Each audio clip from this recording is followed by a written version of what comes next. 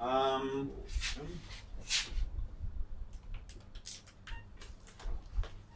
before we proceed with our exploration of the Ginsburg-Landau formalism ideology, whatever we call it, I would like to speak a little bit about what he have managed to achieve so far. We had a system. There were a huge number of interactions inside the system. We decided to average over some of those interactions. We obtained an effective field description. And in this field description, we stated the following. The only thing that matters are symmetries, and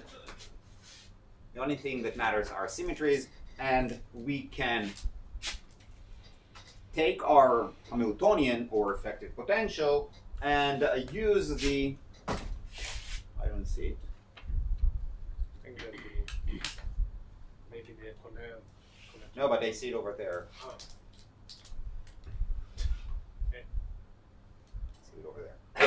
Oh.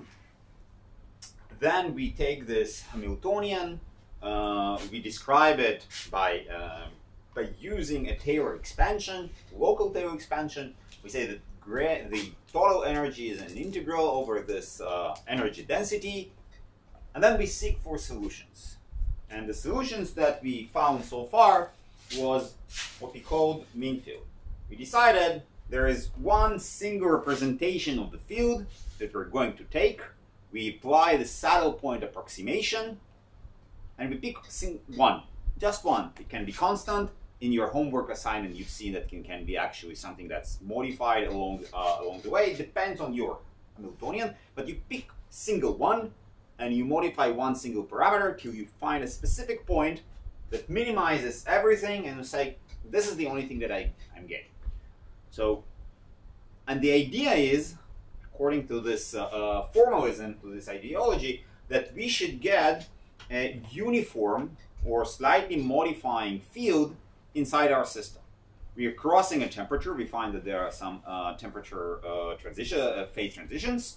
We cross the critical temperature, new phase appears, and in this new phase, well, everything should be homogeneous or close to homogeneous, right?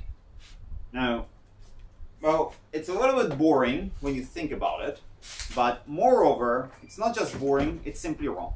So if you look on physical systems, experimental systems, we see that this is not what happens, or at least it happens at very low temperatures. But at temperatures that are not extremely low, we see something completely different.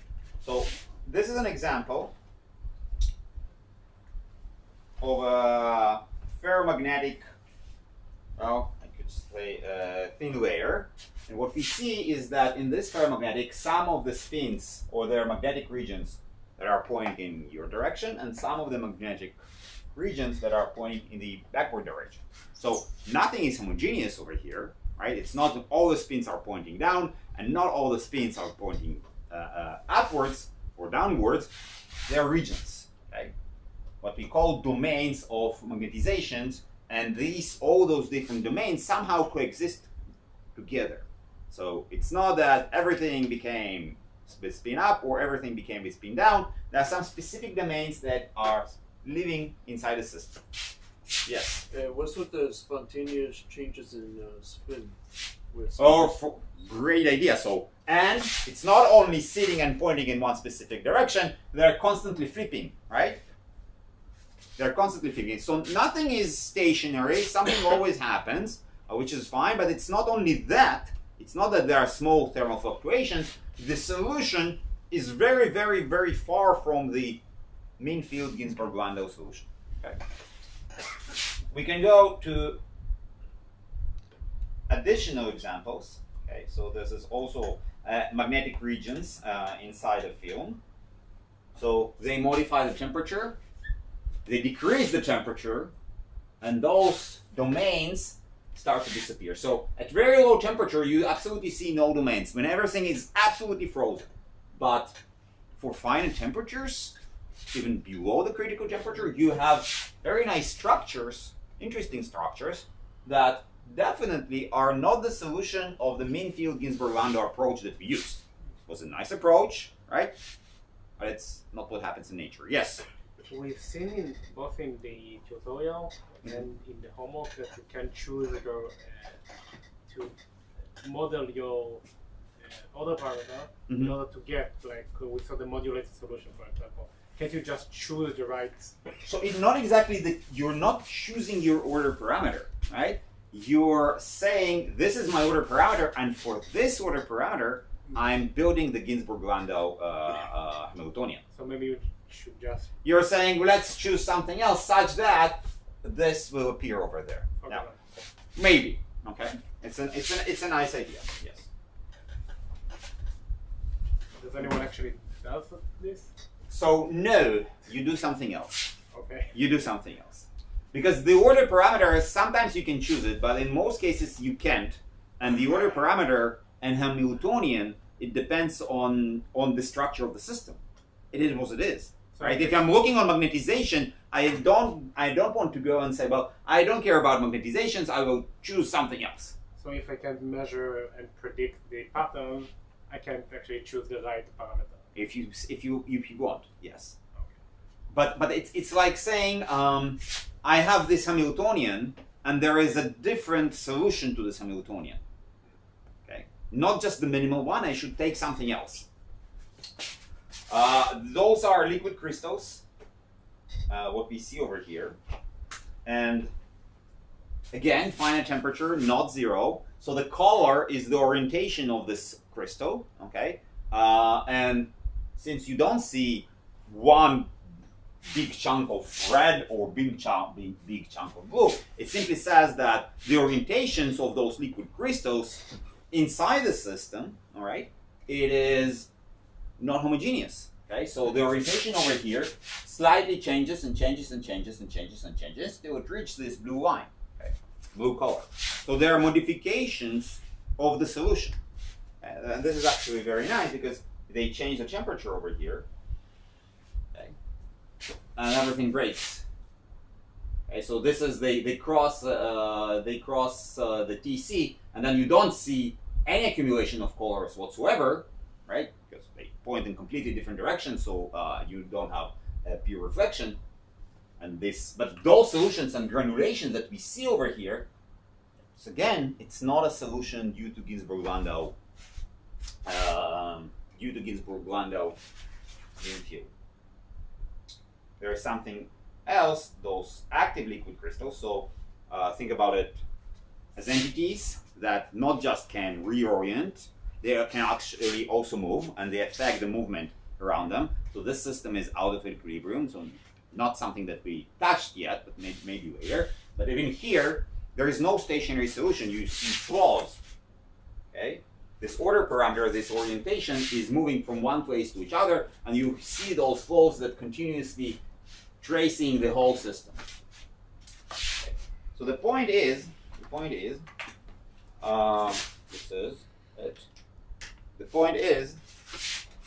that, well, you simply cannot use. Let's switch it. I don't know. Wait. You simply can't use the Ginzburg-Landau solution, okay, in its simple form as a mean field, because nature behaves differently. So what we are going to try and describe today is, well, how different? Because what we've seen today on those slides is, well, you can assume that there is some homogeneous solution, but what actually happens that above this homogeneous solution, there are always excitations, always modifications. And you need to find a way to treat those modifications and excitation quantitatively, not just say, well, there is a solution and some fluctuations around it. What are those fluctuations? How do they appear? How do I describe them? Yes? Sorry? How do I do it? There? Huh? Right. Thanks. Okay. So what we are going to do, we are going to first create two examples of simple occupations, and the first example is goldstone molds.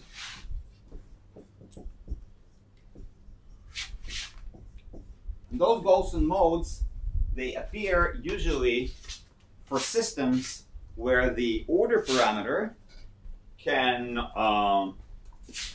can be modified continuously from one place to another. Okay? So, for example, we're looking, our order parameter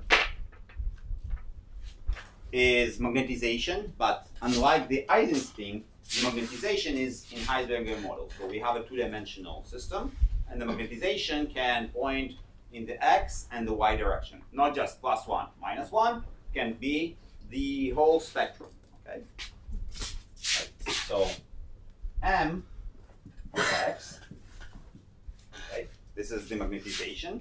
It is, you can say, it is m of x, x vector, and m of y, y vector. Okay. So this is our magnetization, and we know that if we plug it, or I'm sorry, the Hamiltonian, Ginzburg-Landau Hamiltonian is at least it's the following thing. We have k divided by 2, the gradient of m squared, plus, write it down. Wait, it's a 4-term vector? I'm confused because you like put my vector. Ah, it's x. I'm sorry. Or no, I should write it down as m over r hat. Can I write it right? Yeah, like this? That fine. Okay, and here I have f of m, right? And I'm looking on the dm. Yes. Because also in the homework, when you write nabla n like this, when m is a vector, you do not mean d, right? It's like taking all the derivatives with respect for all the components. Just to make Yep. So lambda m is dm to dx squared plus d. So this is this dm to dy. And lambda m squared is dm dx squared plus dm to dy squared. This is for sure, but m is a vector. So M is a vector. M is a vector. So it has components. It has components. So I will now solve it for a specific example, and it will become more clear. Okay. Now, what I want to do. Oh, just a second. This Fm over here is the usual Ginzburg-Landau form. F of m is equals to t divided by 2 m squared plus u divided by 4 m squared squared. And m is a vector. Now, there is a homogeneous solution. And this homogeneous solution tells us that m, absolute value, because it's a vector now, right? It is, let's call it m0, which is a scalar. It is square root of minus t divided by 2u. Okay. We've seen it last week. Okay. Okay. Now, this is the usual solution. But look on the potential. Look on the potential, specifically look on f of m. Because the solution is, well, we get rid out of this. We don't need nabla m, right? We look only on this guy. There are no variations of m. Okay, we look only on this guy. So how this potential looks like. Okay, remember, m is a vector. So if we plot it, it will look something like this.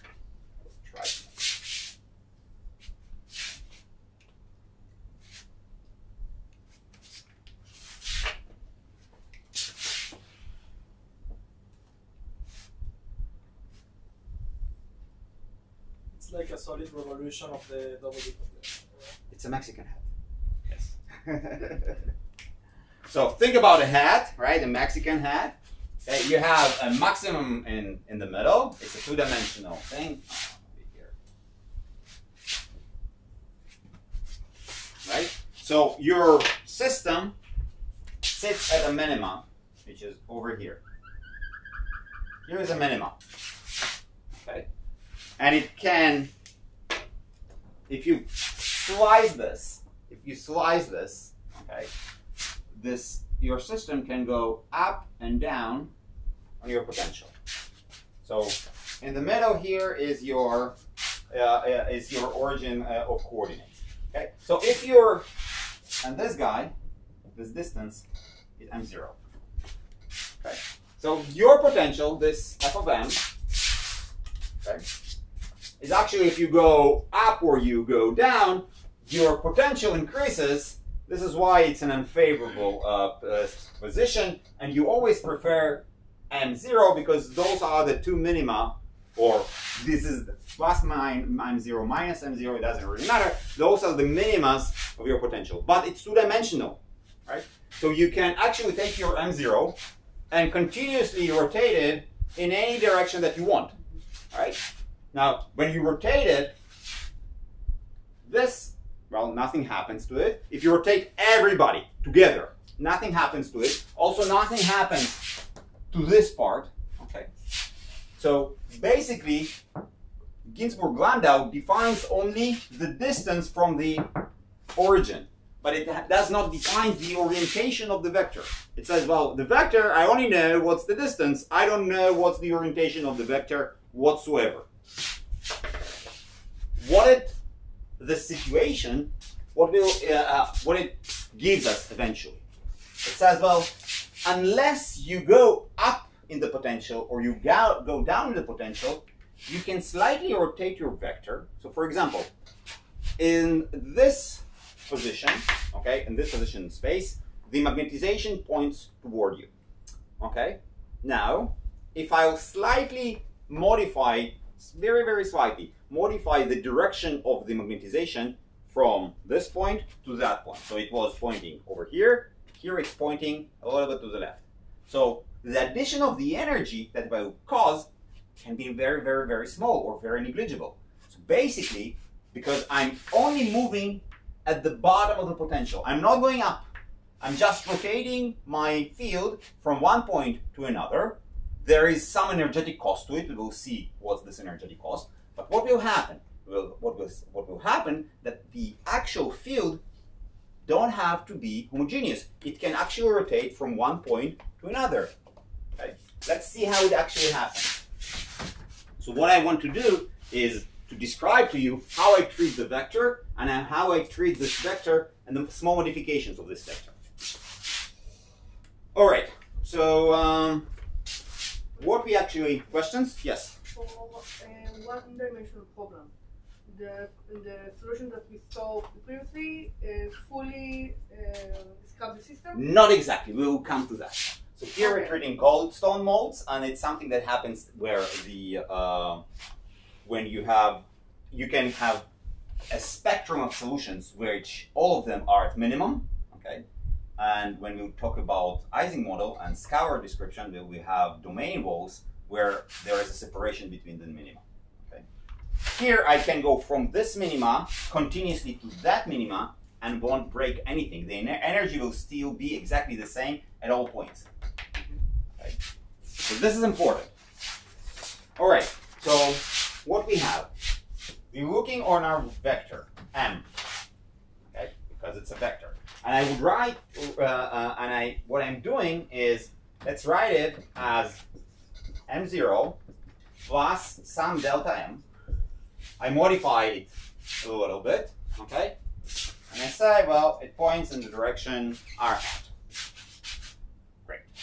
Okay, so I modified my vector a little bit, okay? The direction is some general direction, and I want to see how the addition of this delta m, okay, how it contributes to the system. Okay. Great. Now, what I have to calculate? I have to calculate two things. One, the contribution that comes from f of m.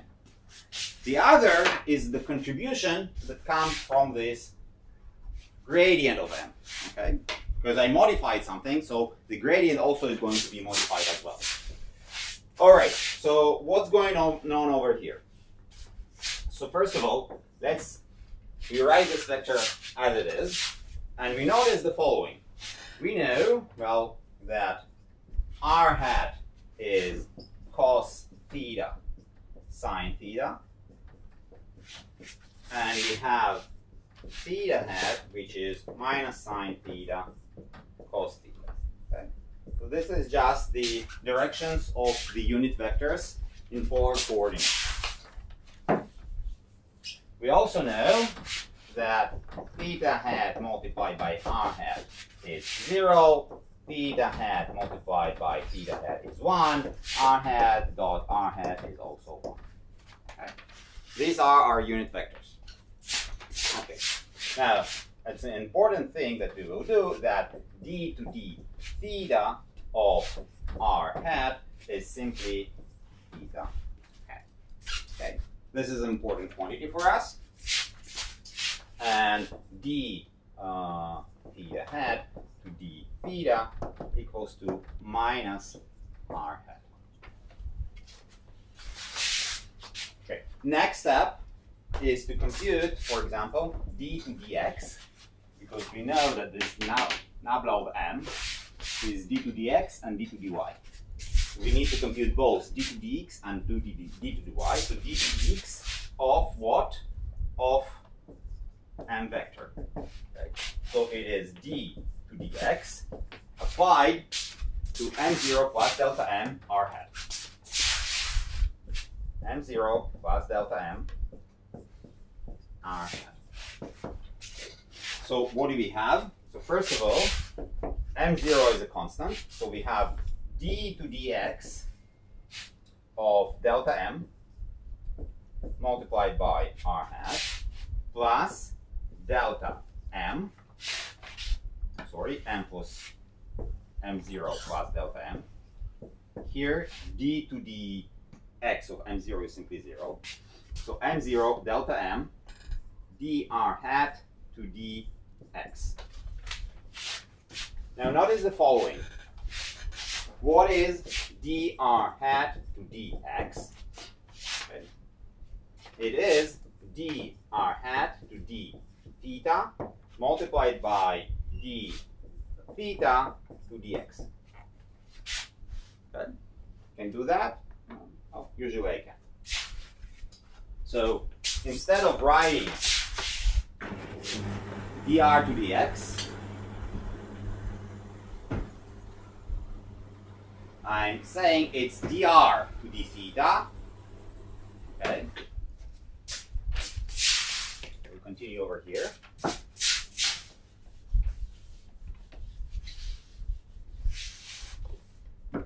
What we have is d to dx of delta m r hat plus m0 plus delta m dr to dx. It is dr to d theta, and dr to d theta is theta hat multiplied by d theta to dx. Okay. Now I can do, so this was what? dm to dx. dm to dy is going to be exactly the same thing, right?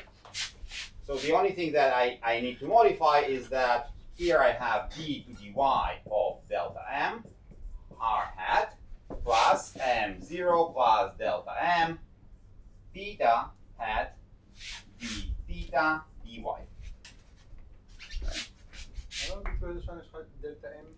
Where?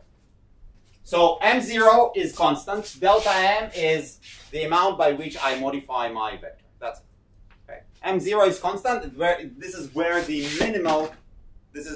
minimal of the potential occurs. Okay. Great. Now, what we do next? Remember, so we have dm to dx And now we have to compute dm to dx squared. So what is dm to dx squared? It's simply dm to dx dot dm to dx. And you perform all the multiplications, and notice that here is r hat and theta hat, and you multiply everything. And also you have dm to dy squared, which is dm to dy dot dm to dy. Okay. So you perform all the different multiplications, okay? And then you plug it inside this guy. Now, a lot of stuff cancels out because you have r hat multiplied by theta hat and etc. etc. So a lot of stuff cancels out, and the only thing that you're left with eventually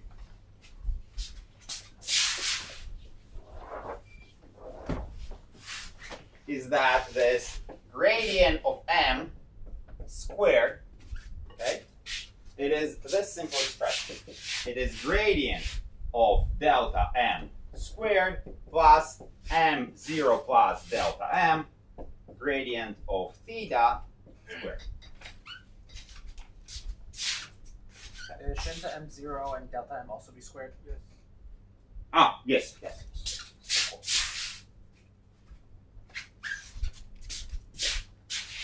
This is what you're left with.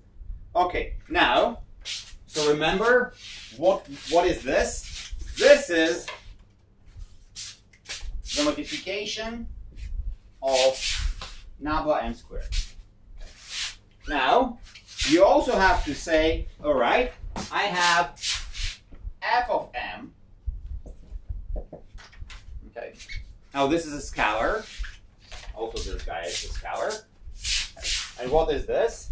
So we know it is t divided by 2 m0 plus delta m squared plus u divided by 4 m0 plus delta m to the fourth.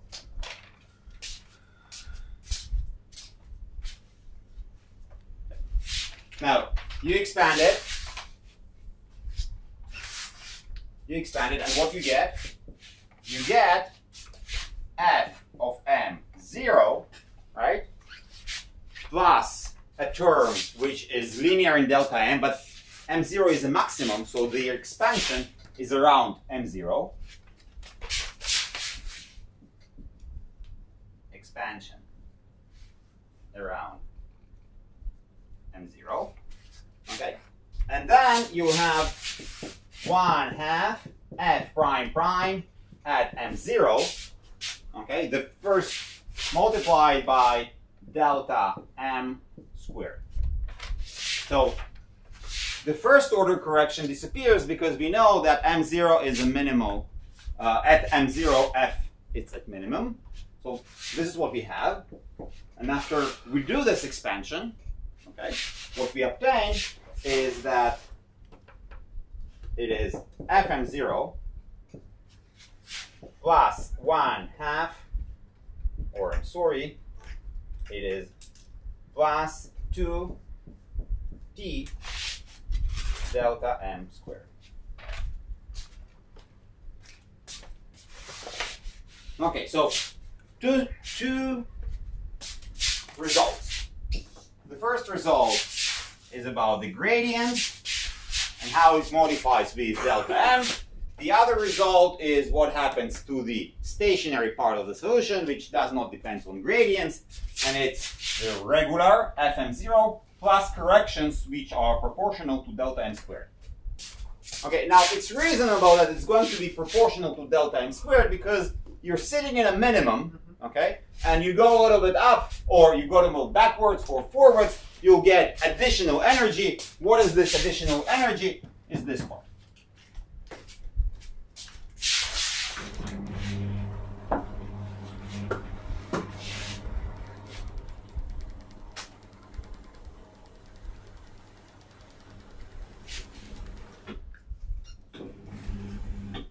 Now, you plug everything backwards.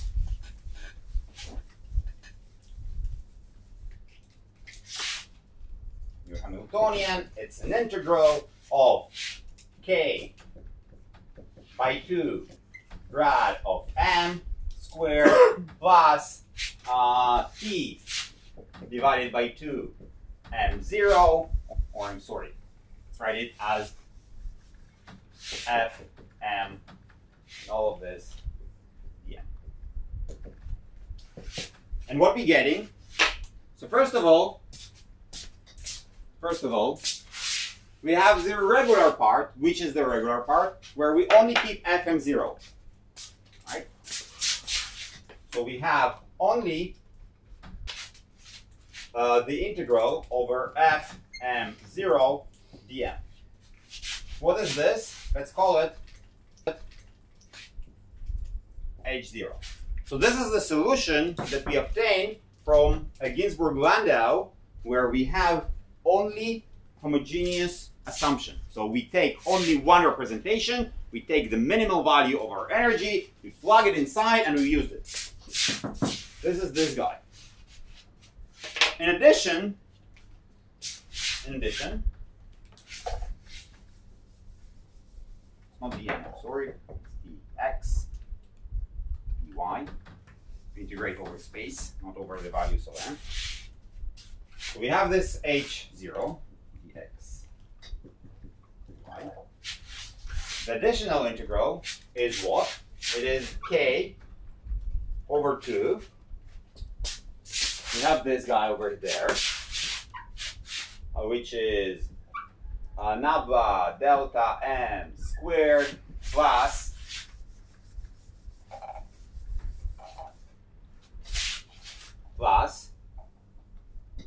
m0 plus delta m squared gradient of theta squared,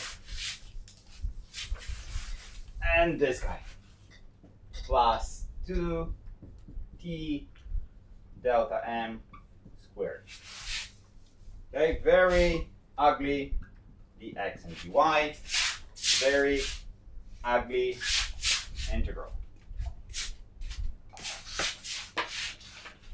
Now you look on this and say, oh, all right, so delta m is somehow modifying the size of my vector. Now each time I modify the size of my vector, okay, it contributes badly to the potential, so I shouldn't do that. All right? I shouldn't do that. I shouldn't modify the size of my magnetization. Why? Because if I modify the size of magnetization, I have all those contributions. Right? And M0 can be, delta M can be large or small, it doesn't really matter. But, okay, so if you get rid out of all the delta M's over here, what we're getting, that this is plus an integral k over 2 m0 squared grad of theta squared dx dy. So what we're saying over here, we started with Hamiltonian, it was a big Hamiltonian, we said, okay, so this is the Ginzburg-Landau solution, homogeneous solution that we originally had, and there is additions to that. So there is k divided by 2 m0 squared grad of delta squared dx dy. Okay, so the modifications of my order parameter are not that I'm changing it. Here I have this magnetization, here I have smaller, here I have bigger. No. So the smallest contribution that you can have to your magnetization, to your Ginzburg-Landau solution, is what? Is that there are directional modifications of the order parameter. So if at that point, the size of the magnetization is always the same, but the orientation of the magnetization is going to slightly change from one place to another. Okay? This phenomena called Goldstone modes. Okay? Why exactly Goldstone modes? So let me explain to you why I'm saying that there are modes and etc. etc.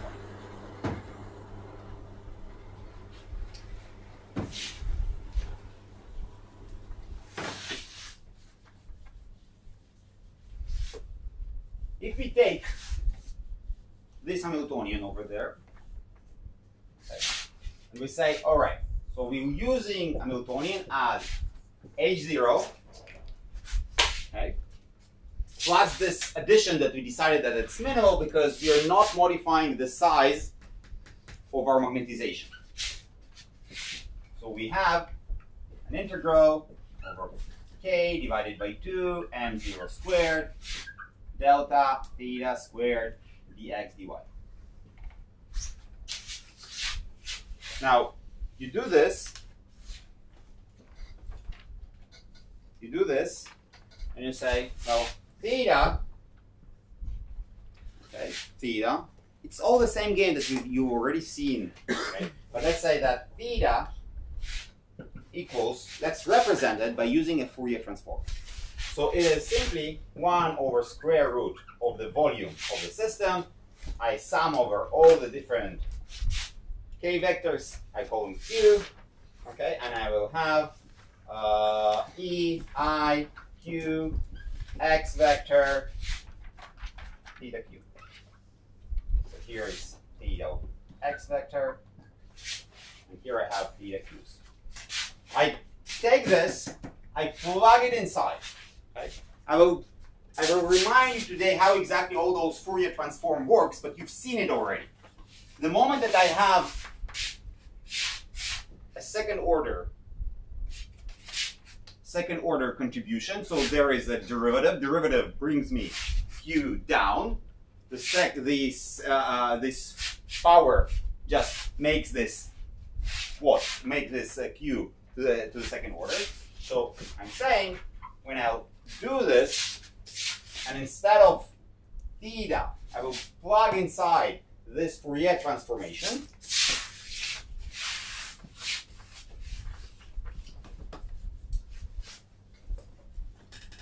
I will get plus, instead of an integral, I will get a summation over all q's.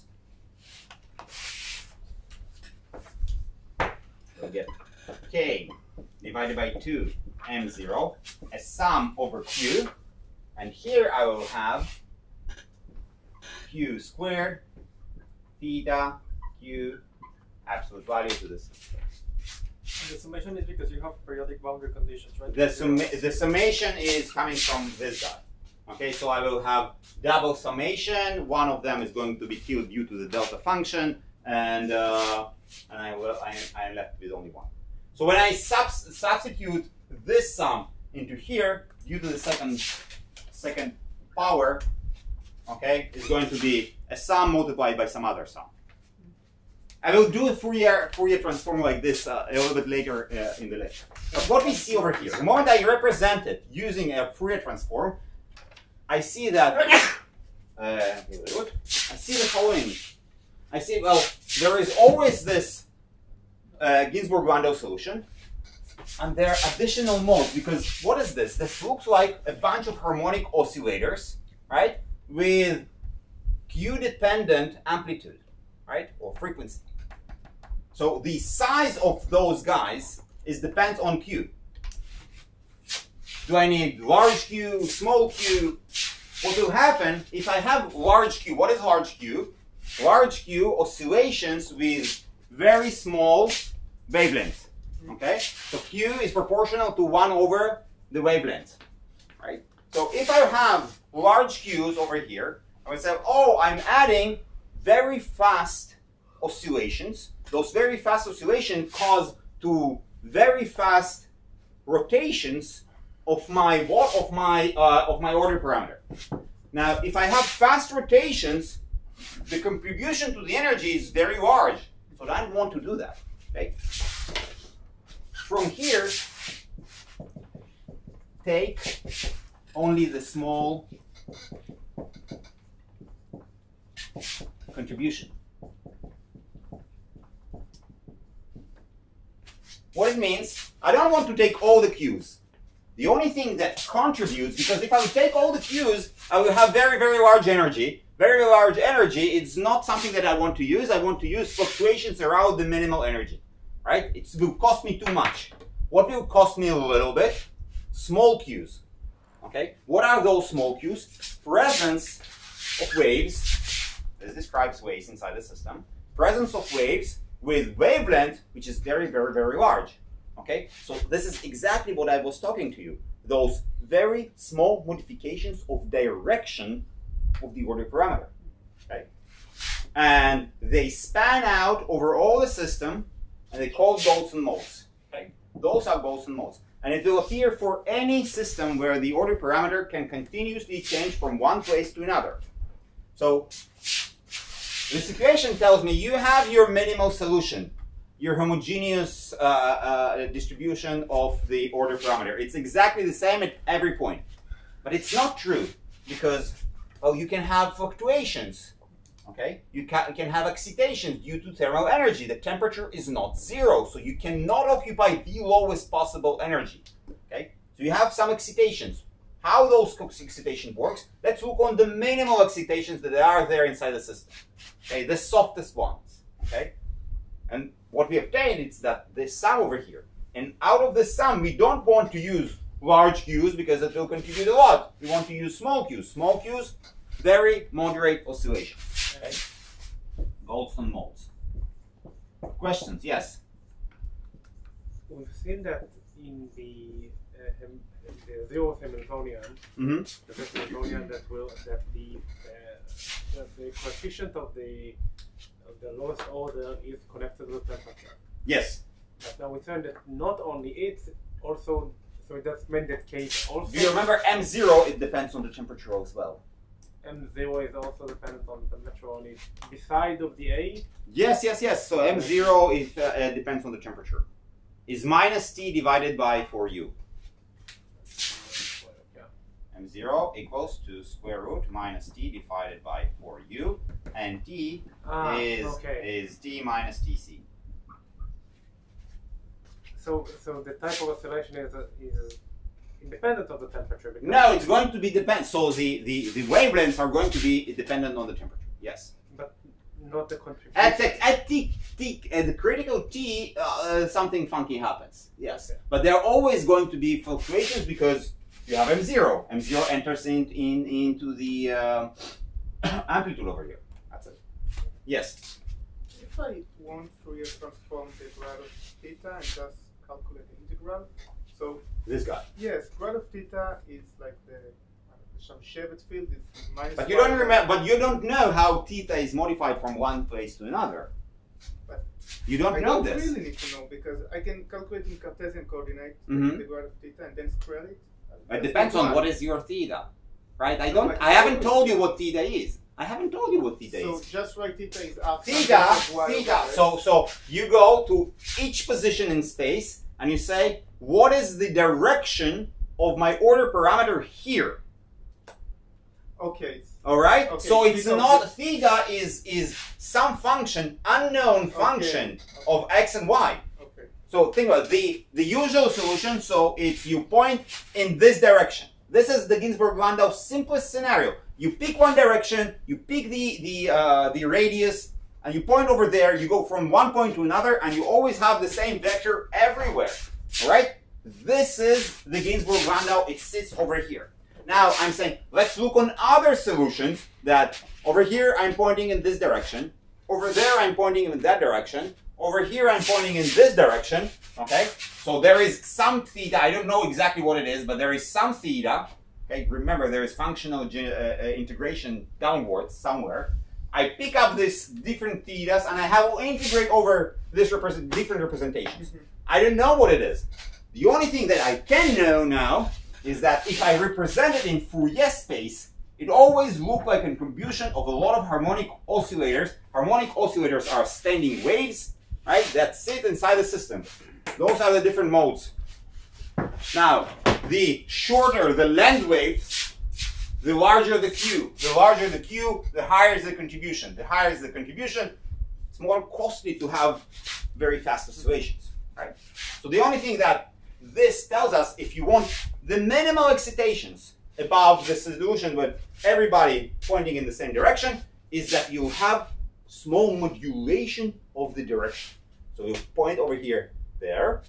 Here it will change a little bit. Here it will change a little bit. So it will start to rotate, okay, but very, very, very, very slowly, because you only take the smallest Q's. if there was no prefactor of q over here, then everything is exactly the same, and you know you will have gigantic fluctuations. But it's not like that.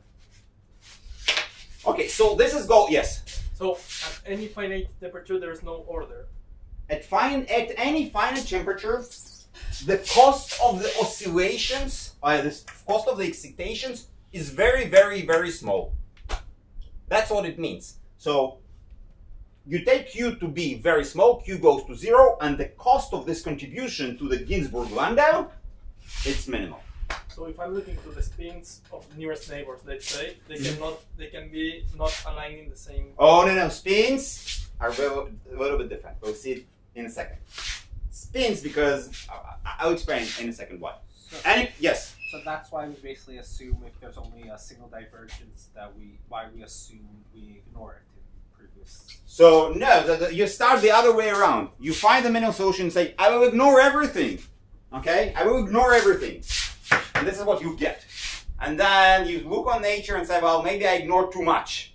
Let's look what I actually ignored. But if you find the minimum, you find that the minimum is at Q. But no. There was strongest assumption, right? You found the minimum, and you forgot all about the fluctuations around the minimum. They also contribute. You had a functional integration over there. Remember? And it was a big assumption to go from this functional integral to a non-functional integral, right? There was a transition. And this transition assumed that everybody always point in the same direction. Look, you have a partition function. So all of this eventually goes where? It all goes into the partition function. Then you have an integral over d of m, your different, the functional integration of e to the power minus beta h. This is what you have. Okay. So you need to consider all the different realizations because they have some contributions. Okay. We say, no, there is only one contribution and everybody are, well, we don't care about. But you studied this in statistical physics. You don't care only one specific realization. Say, oh, spin can go this, and it can go this. It can go in different directions due to the thermal fluctuations that are always present inside your system. Okay, let's go forward.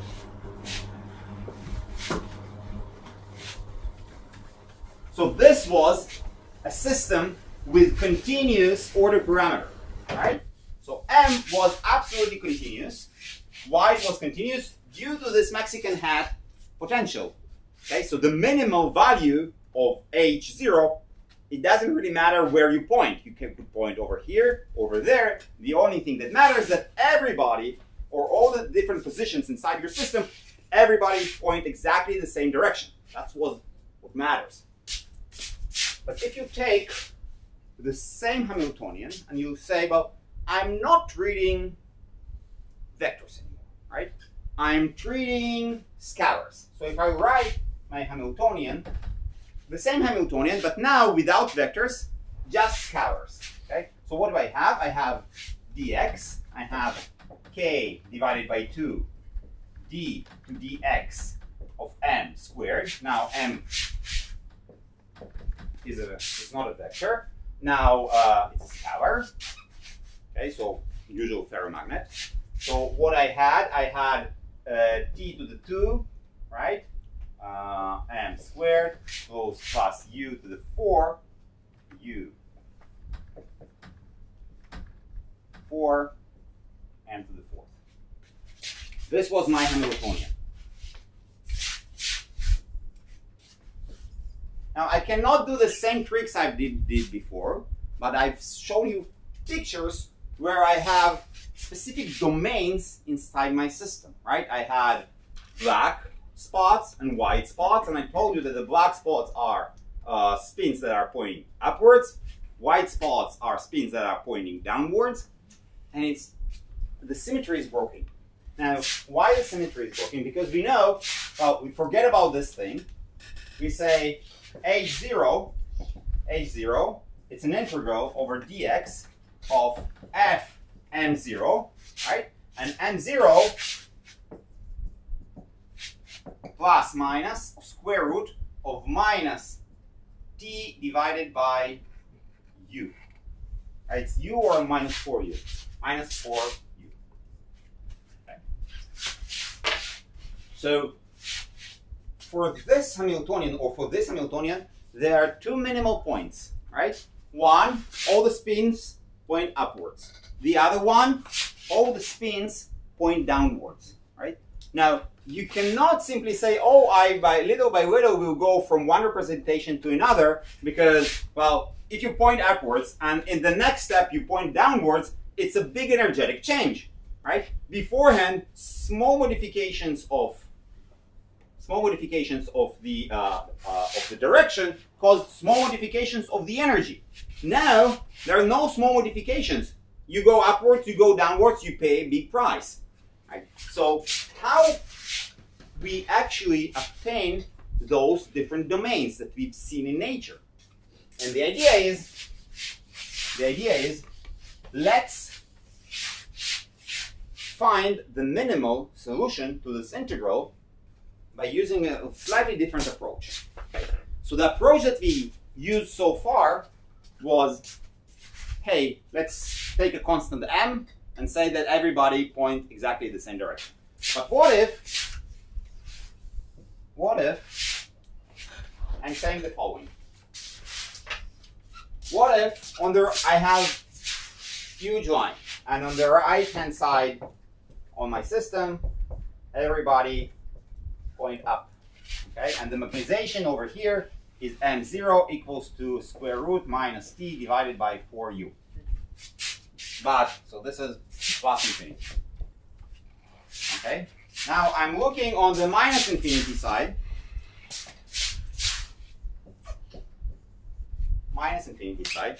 And somehow everybody here going downwards. Okay. So instead of asking as previously, let's see what are the minimal contribution, here I said, I know that there are domains. This is a positive domain. This is a negative domain. Okay. So A, how my order parameter will look like for such situation, because I don't know what happens over here. There's a big gap. B, how much will it cost? Okay, so I can solve and find what is the energy if everybody are up or everybody are down. It's exactly the same thing. Exactly the same thing. But what if I have part of my system pointing up, part of my system pointing down?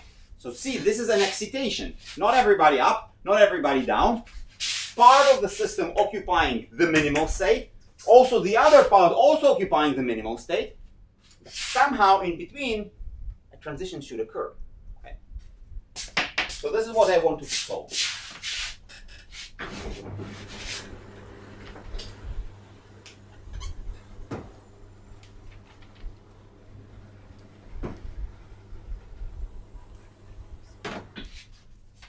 So if previously I gave you this Hamiltonian and I just simply said, forget about the derivative, take this guy and assume that m is constant.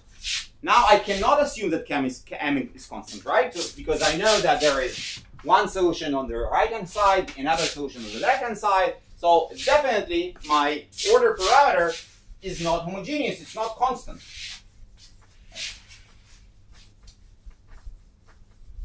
As before, I need to find out what is the minimum of k divided by 2 d to dx m squared plus t divided by 2 m squared plus 1/4 um dx. I don't know what m is. Okay, so I'm searching for a minimal value of this integral. So it's a variational problem, right? As in classical mechanics. What we asked in classical mechanics, we had an action, right? And out of this action we said, when the action is maximal or when the action is minimal, we needed something that will describe this whole thing. And remember, we don't know what m is. it's easy to integrate this stuff, even numerically, if I will provide to you exactly what m is. And this is what we've done. Previously I said m is constant, we did the integration, all is fine. But now we don't know what m is.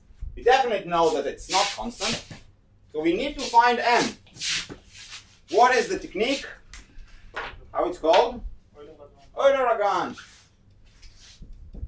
Euler-Lagrange. So Euler-Lagrange, I remind you, and to myself,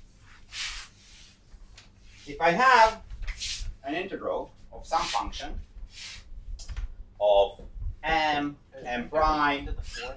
Sorry? The um shouldn't be to the power of 4. Ah, 4. Yes. Thank you.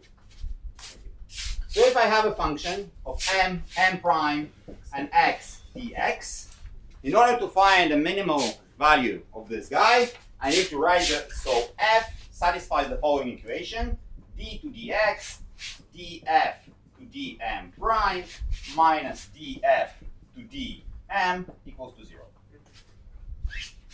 Okay. That's it.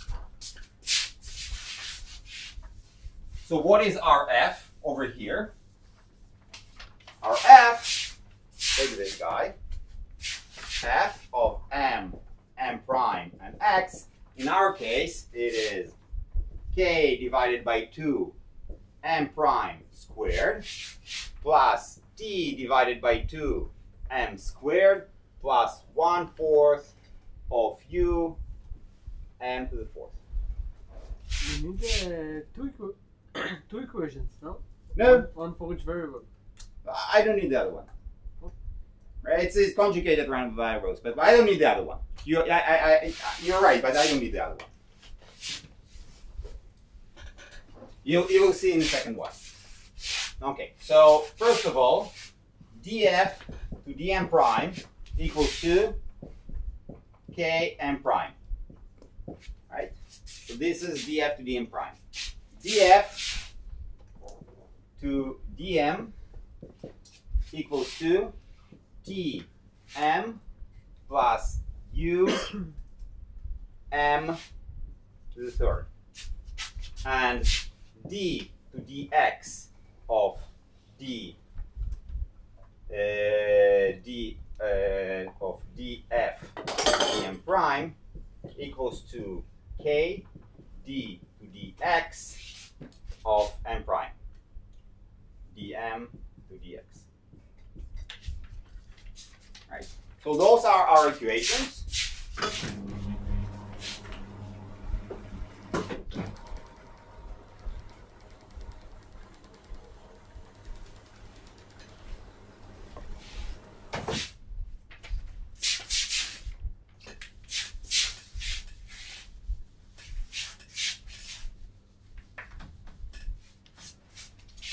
This is our equation. So what we obtained that k d to dx of dm to dx is d squared m dx squared equals to df to dm, which is dm plus 4m to the 3rd.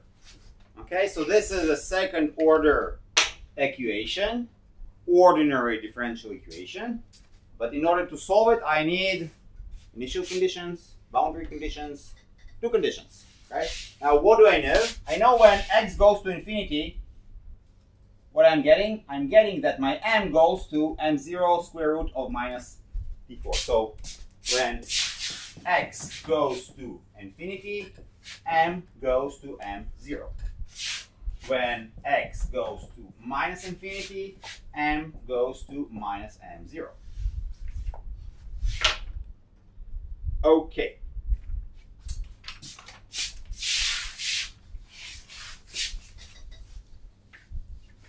Now, how you solve this? Sorry? No, you don't need anything. You don't need anything. So you look on this and you say, well, let's multiply both sides by dm to dx. You play with whatever rules that you learn in first year, right? So you studying ordinary differential equations. There are several techniques. So let's multiply this d squared m to dx squared dm to dx, and here I have t m plus 4 m to the third dm to dx. Now what I have on the left hand side? On the left hand side I have k. Now what is this? D squared x to dm dx squared. Can I say that this is dm to dx squared?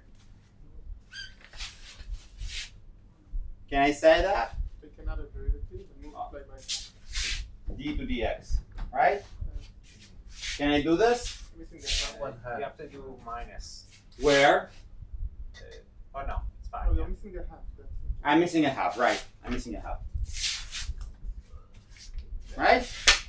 So this is what I have. If I'm taking the derivative, 2 goes down, I have dm to dx, and then I have another derivative, there's where dm to dx squared comes from. Okay, so this is the left hand side. On the right hand side, okay, I'm saying that this is d to dx of what? 1/2 t m squared plus 1/4 of u m to the 4th. That's it. Right? So I have an equivalence of 2 derivatives, so I can say that k divided by 2 dm to dx squared equals to 1/2 tm squared plus 1/4 um to the 4th plus some constant c.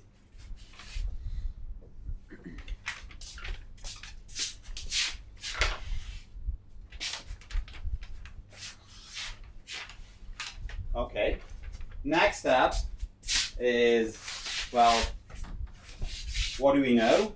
We know that if we take x to infinity, m goes to plus m0, and dm to dx goes to 0. Okay, so I'm saying at some point everybody are m0, m0, m0, m0, m0, m0. Okay, so the derivative goes to 0.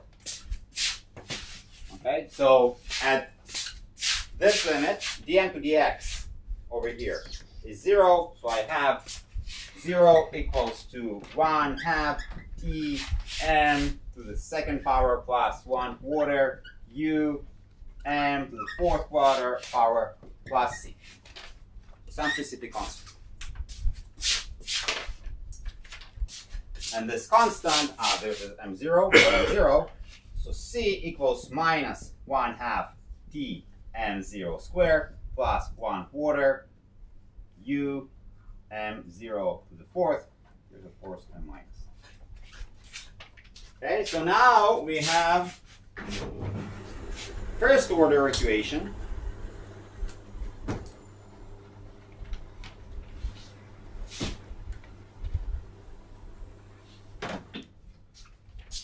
First order equation.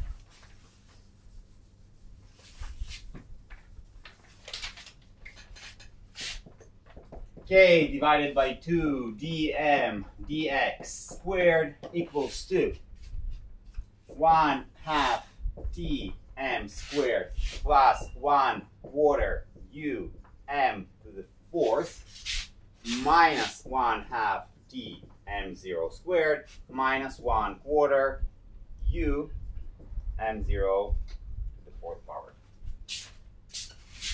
Okay. Now, I remember that m0 equals to minus t divided by 4u. I plug it inside, and the right hand side transform into u divided by 4 m squared minus m0 squared to the 2nd power. Very nice. And the left hand side, the only thing that I did, okay, I've supplemented instead of m0 kind of specific points, and it works out. I don't want to do the algebra right now because I want to send you to a recess. Okay, so over here, I have k divided by 2 dm dx squared. Okay?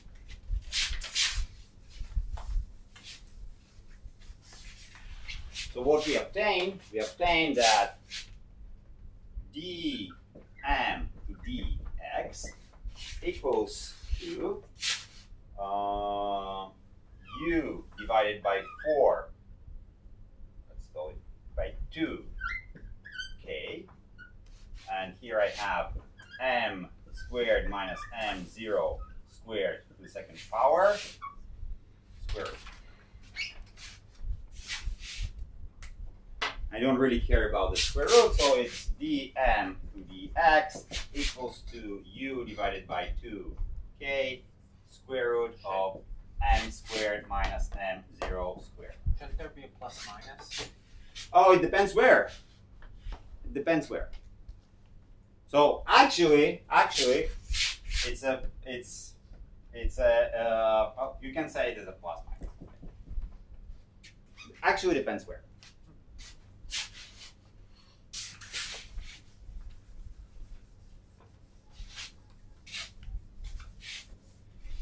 But since we are going from negative solution to a positive solution, okay, we'll take a plus. Right. It depends on your boundary conditions.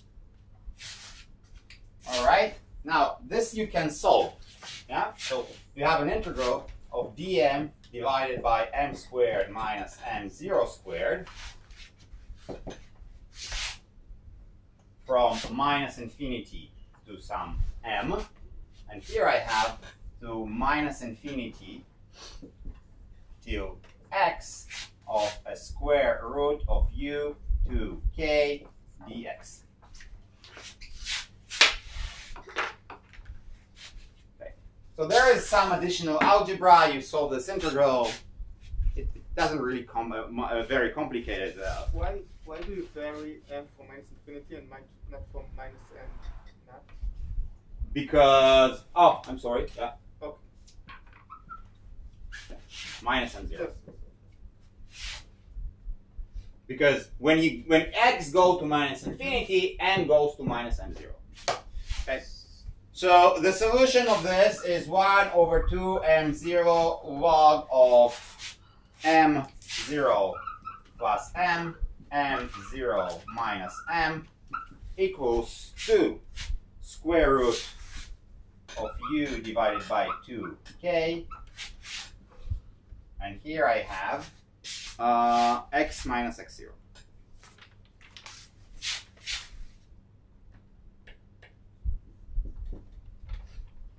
X. Right.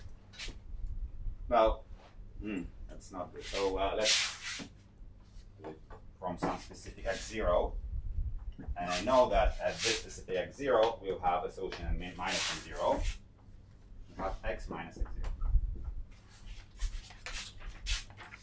What exactly this x0, I don't really know, but this is the solution.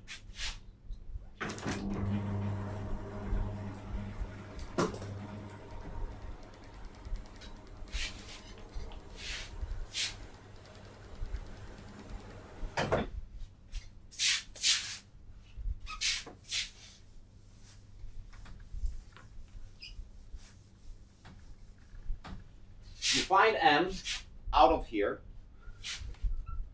Okay, you find m out of here, and the solution is that m as a function of x is m0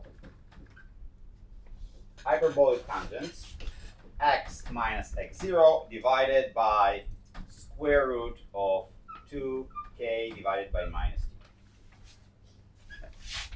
A bit of algebra, nothing really complicated. Now, what the solution means.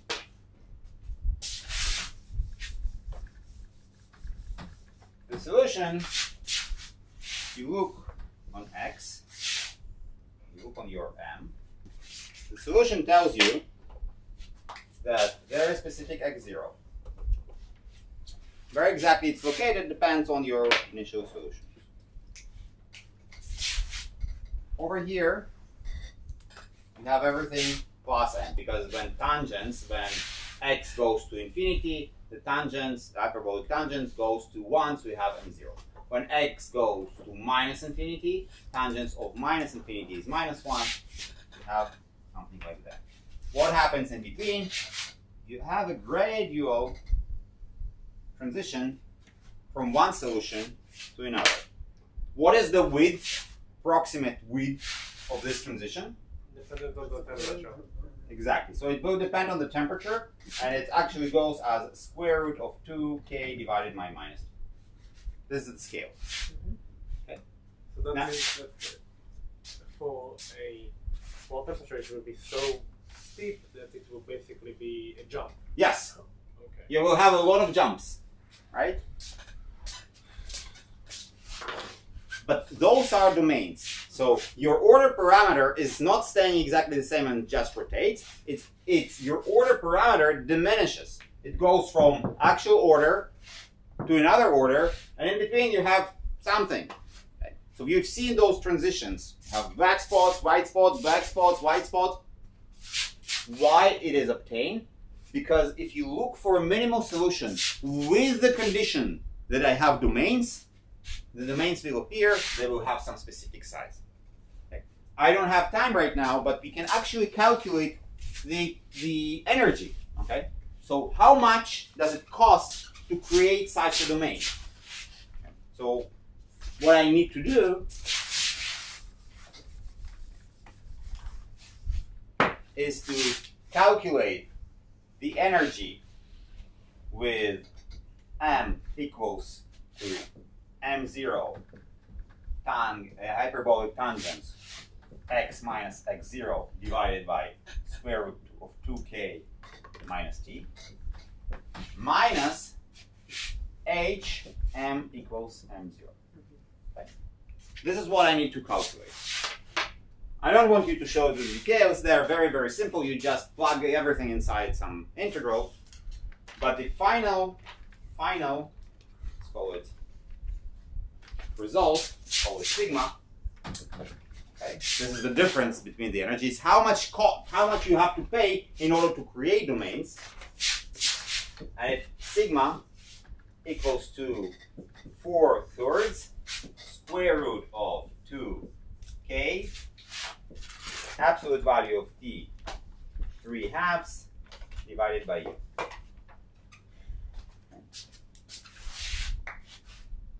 Now, what it means? It means when t equals 0, I remind you, t equals t minus tc. Okay. When t equals 0, the cost of creation of a domain is almost 0. The more you go into the lower and lower temperatures, okay, when the size of t getting bigger and bigger and bigger, this energetic cost is also growing. Okay? So you can have a lot of domains when you're in the vicinity of the critical temperature. And the size of those domains can be large or small, actually small. But the moment that you're going down, you're going deeper into the realm where the temperatures are lower, it is actually much more costlier to create such a domain. Okay, so that's what you don't see them. If you remember one of the figures, they decrease the temperature of the movies. They decrease the temperature, okay, and those domains started to disappear. Why? Because it costs too much to create domain walls. Okay, so we're going for a break for 20 minutes. We'll regroup at 5:40. The solution to m equals m0 is what we found earlier. Yes. Okay. Where did the hyperbolic tangent were? So Is this just algebra? it's a lot of algebra. Nothing more than you plug inside this this f of m and you start to play with it. Nothing more than that. It's just algebra. Nothing interesting over there.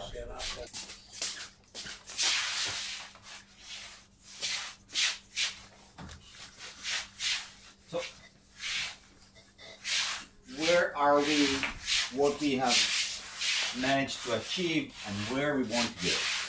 So first of all, I try to convince you, using those two simple examples, that the Ginzburg-Landau mean field solution is not good enough. There are always excitations, right?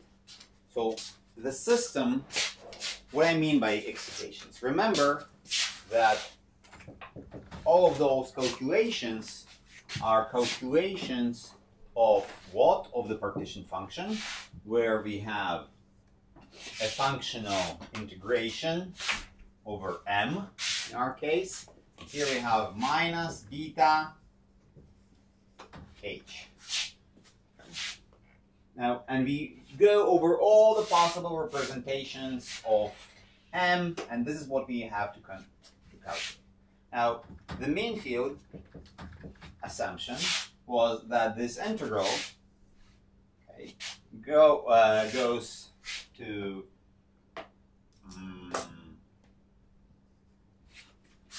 let's call it e to the power minus beta sum f of m0.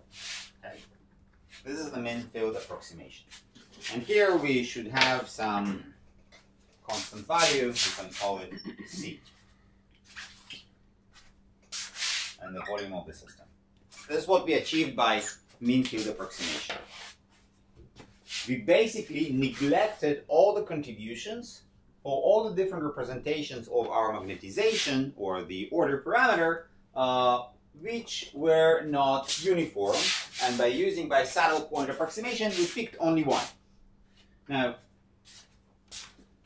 what we managed to show that it's actually not enough. Why it's not enough? Because there are contribution to h. So when we perform this calculation, where basically instead of c, we had additional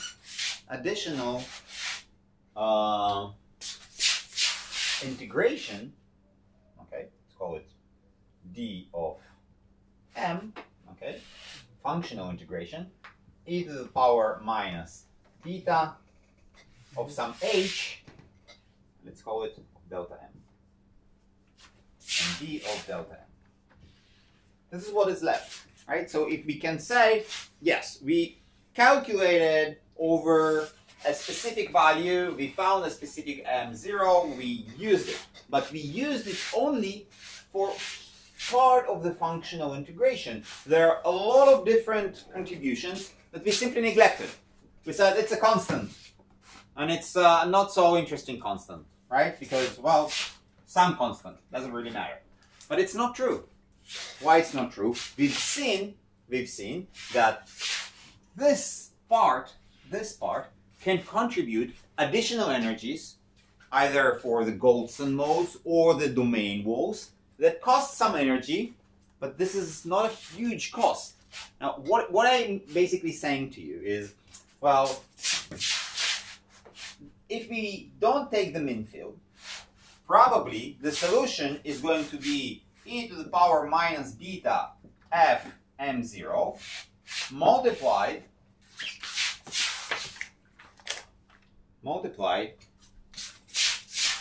by e to the power minus beta, and here it's going to be something. What is this something? This something is excitations above the minimal solution. So something, excitations above minimal energy. Okay, so what it reminds us. So if you look on the regular statistical mechanics, and in the regular statistical mechanics, what we usually have done is said, look on the spectrum of the energy. Okay. Look on the spectrum of the energy.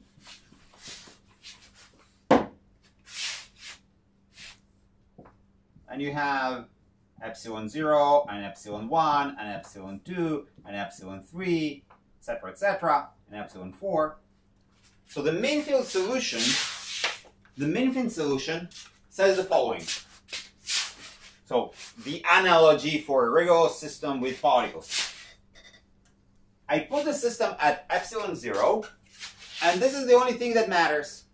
And the probability, the partition function, has contribution for one single state. What is the state? Is the homogeneous solution of the field across the whole system. T to the power minus beta f m0. That's it. But in reality, if I have a simple system with particles and a spectrum of energy, it can be over here, or it can be over there, or it can be over here, etc., etc., etc. It can occupy different states.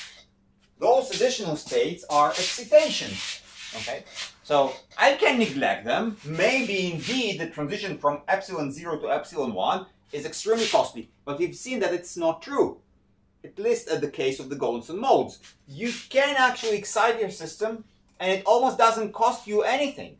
Okay? This amplitude that we had over there was getting to 0 when Q were getting to 0. Okay. So it doesn't cost you a lot to go from epsilon 0 to epsilon 1. This is why we have Goldson modes. This is why we have domains, etc., etc. So it's not enough just to take one single representation. We also need to consider what are the possible excitations and how much it would cost to the system to get there, right? So what we are going to develop in the next 40 minutes is excitations above mean field.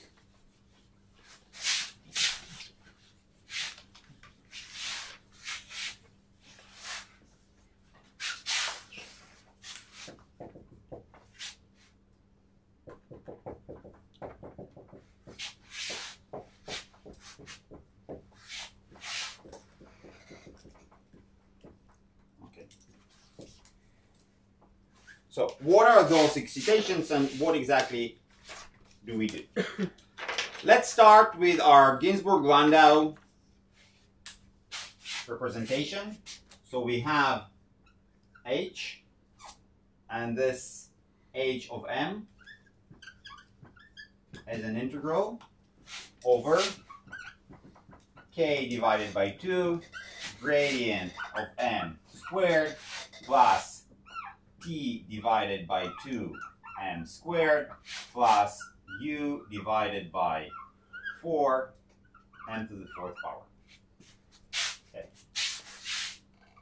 And we integrate it over all space. So let's assume that we have dx, dy, dz, so d3 to the x. Okay. This is our Hamiltonian. What we intend to do is to say, let's take this Hamiltonian, okay, and take the Taylor expansion around M0. So M in our case, for simplicity, we assume that M is scalar.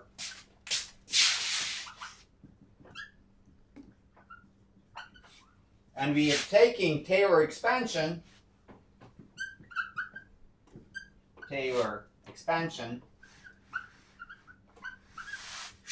of the density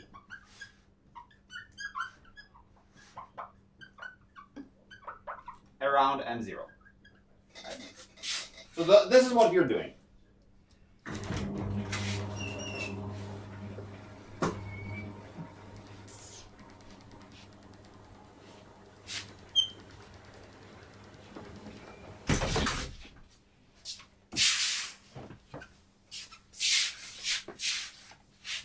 How you achieve this? Take this guy and assume that M goes to M0 plus some delta M. What is this delta M? We don't really know. This is our excitations that can be present inside the system. Again, what I mean by excitations, think about it. So the usual solution is constant M. Excitations are some variations of M0, functional variations of M0 that are present inside the system. Etc., etc., etc. You have many of them. What exactly to take, I don't really know. We'll have to find out. So when I'm taking this M goes to M0, okay, so what I obtain is that K divided by 2 the grad of m squared plus t divided by 2. It's not m, it's m0 plus delta m. T divided by 2, m0 plus delta m squared plus 1/4 of u m to the 4th. Okay. Now, I'm saying this is my f of m. What I want to do is to write down f of m equals to approximately to fm of 0 plus f prime m0 multiplied by delta m plus 1/2 f prime prime at the point m0 multiplied by delta m squared. So it's a simple Taylor expansion. So first of all, here the gradient of m0, it's 0. So what I obtain is that I have f of m0, so it is t divided by 2 m0 squared plus 1/4 u m0 to the 4th. This is fm0. Okay. Now I go forward and I'm looking what is the first derivative of this guy. So the first derivative is 0 because I'm operating at a situation where m0 is actually the minimal value of whatever I have inside. Okay. So it's plus 0 multiplied by delta m. And then I calculate the second order derivative. Okay.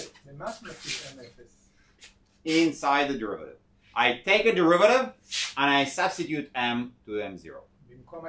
So for when I write down f prime of m0, I mean df to dm calculated if m equals m0. וזה עבר בשורה הראשונה.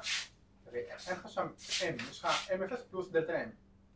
Okay, so this, what is my m?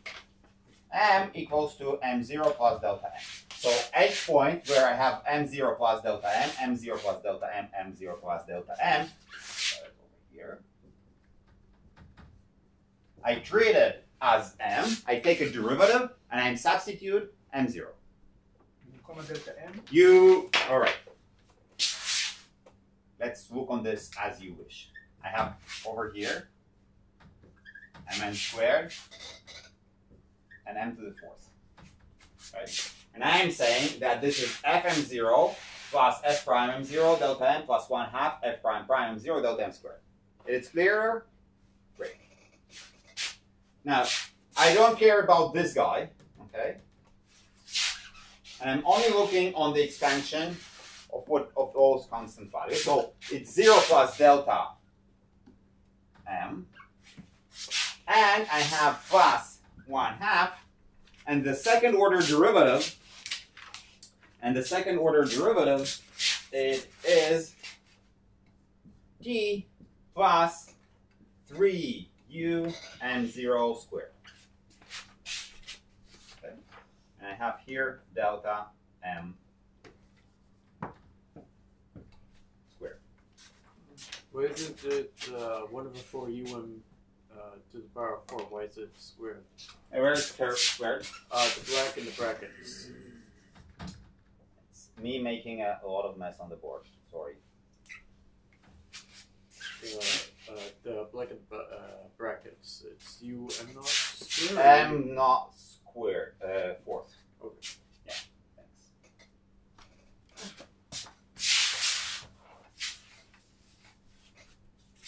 So let's call it m effective. Right? M effective squared. Okay. So look what I obtained. I obtained that my h equals to the integral, okay, of what? Of fm0 d3x plus an integral of what?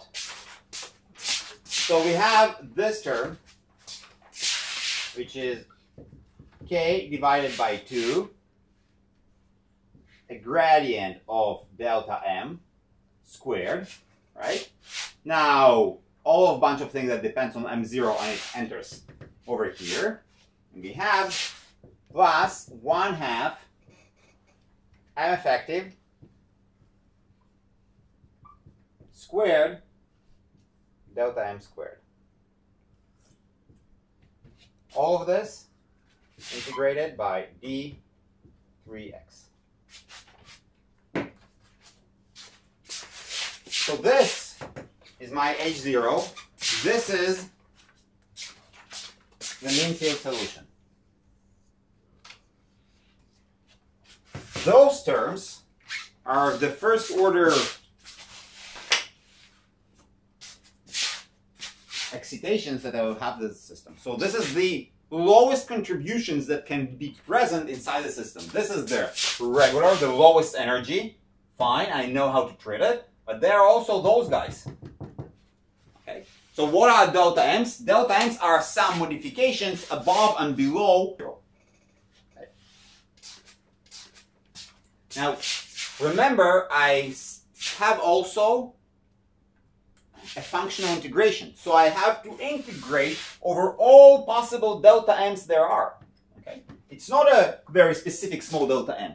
There is an integration, right? Z equals to e to the power minus beta h, an integration here, delta m. So I have to integrate eventually over all possible delta m's.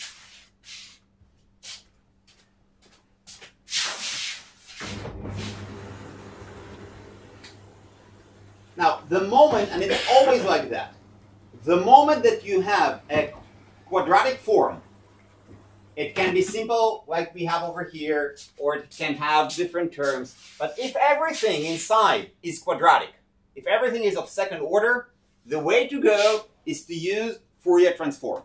We did it before, and this is the same thing that we're doing again. And we did it for elastic system. Remember, we had energy which was elastic, and we described everything using the Fourier transform, right? And this Fourier transform gave us oscillations. Exactly the same thing over here. I'm looking only on the delta m, and I'm saying delta m are going to be represented by their Fourier components. So delta m equals to 1 square root of the volume of the system, summation of all the possible vectors, q vectors, ray vectors, delta m q multiplied by ei q dot x.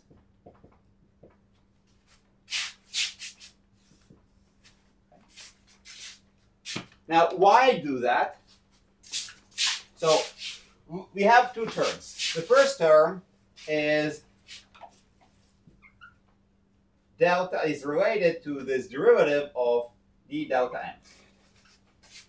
So when I have a derivative, it basically says, well, you have a derivative operating of 1 over square root of v.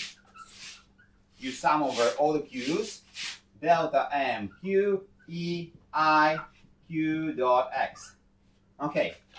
The derivative here is with respect to x's, right? The x's are sitting, the dot, on the exponential. So the only thing that this derivative will give us is 1 over a square root of v, summation over q, delta mq multiplied by I q x, and here I'll have q vector. I. Okay.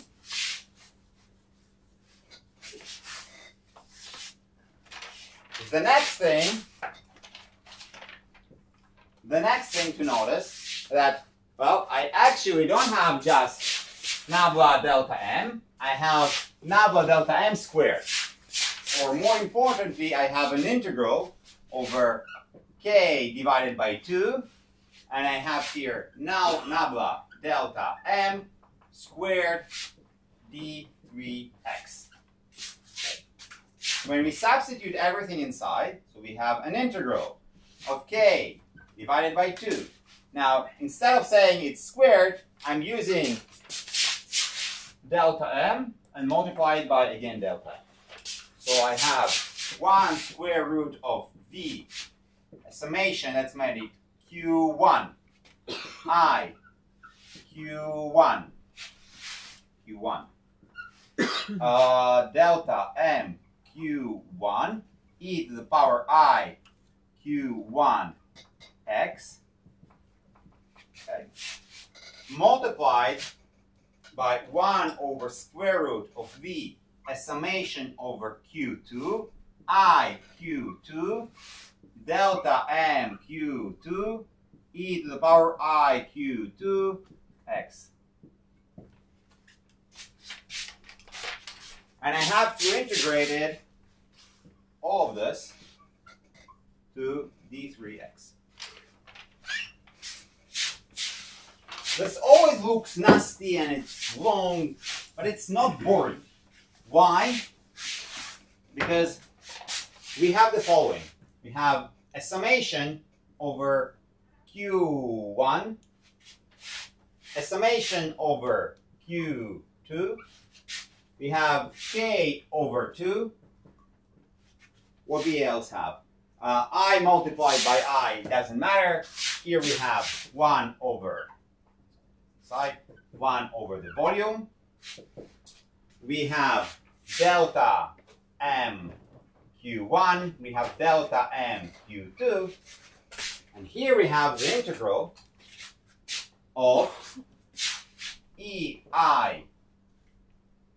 q1 plus q2 dot x d3x. גם Q1 ו-Q2 לפני עצמם. Sorry? המכפלה של Q1 ו-Q2 יש לך.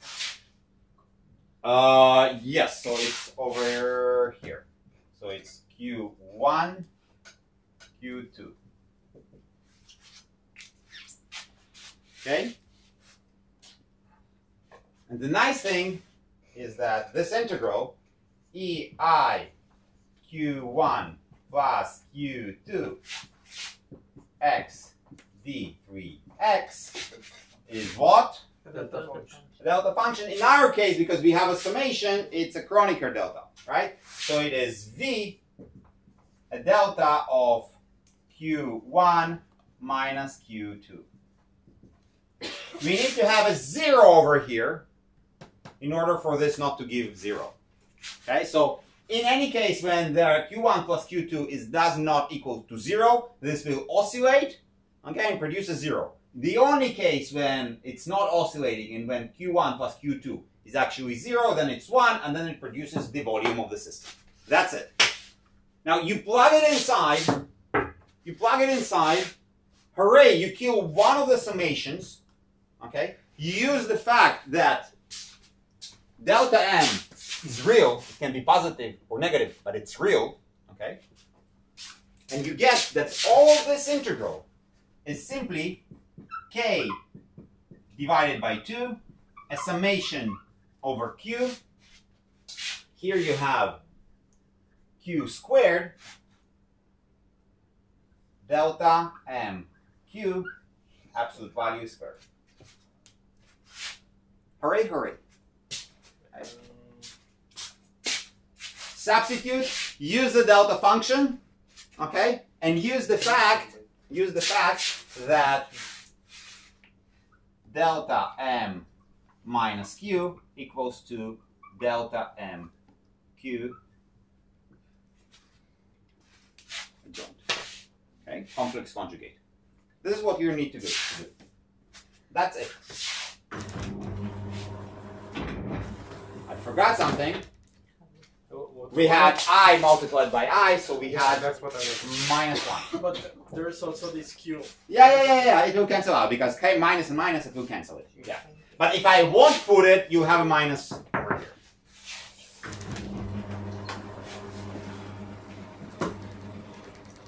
Okay, I'm doing the same trick, absolutely the same trick for the other guy. Right? We also have. How is that different from what we did, for example, in our homework? It's exactly the same. Okay. It's always the same idea. So what you're going to do, and you apply the one idea to an elastic system. You obtain something and then you learn something about it. Then you say, well, let's average, let's find a solution. Say, well, that solution is not enough, and then apply the same idea of elasticity to find the excitations. And what will happen next, it won't be enough, and then we apply this again and again and again and again.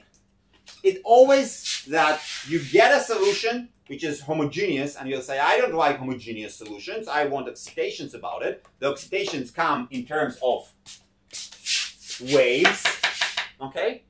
And you always do the same trick.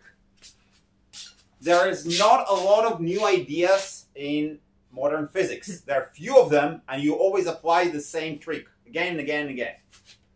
The moment that you get familiar with it, it's not boring. It's just, well, you just look for nice and neat ways to apply. The same thing goes, what is the other part that we had?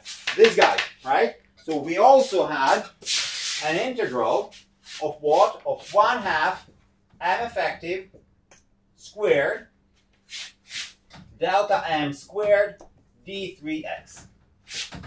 You again substitute inside this guy the Fourier transform. You do the same trick as we did over here, just without the derivatives, okay? And after you do this, you square it, you multiply, you use the delta function representation, and after you do this, you obtain, that is simply 1/2 m effective squared, a sum over q, and here I have just delta m q absolute value squared. That's it. Can you define M effective? I wrote it down where it's written. Maybe I mixed it. Yeah, so I write it again, fine. So M effective squared is equals to t plus 3 u m0 squared. Okay. Right? This is the Higgs mode, right? As we saw, it was the Goldstone mode. Now No. Yeah, you can call it like that. You can call it because it's scalar, so it's something that goes. Because it's fully gap. So. I don't want to use the name Higgs over here, but yes. Okay, so look on our Hamiltonian now. The Hamiltonian is H equals to H0, okay, some uniform solution, plus 1/2 a summation over Q, what we have, K Q squared plus M effective squared delta M Q absolute value squared.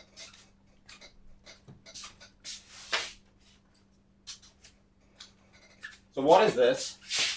You can say it's a constant, but it's not exactly constant. This is your minimal energy, minimal solution. Above that, you have excitations. These are the representations of excitations. How do those excitations look like? They look like waves. They look like, because this is an energy, and it's squared. So it's just harmonic oscillators.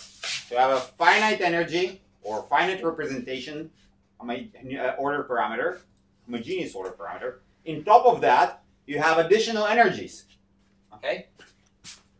How much it will cost me to excite a specific mode? Well, it depends on this guy over here, right?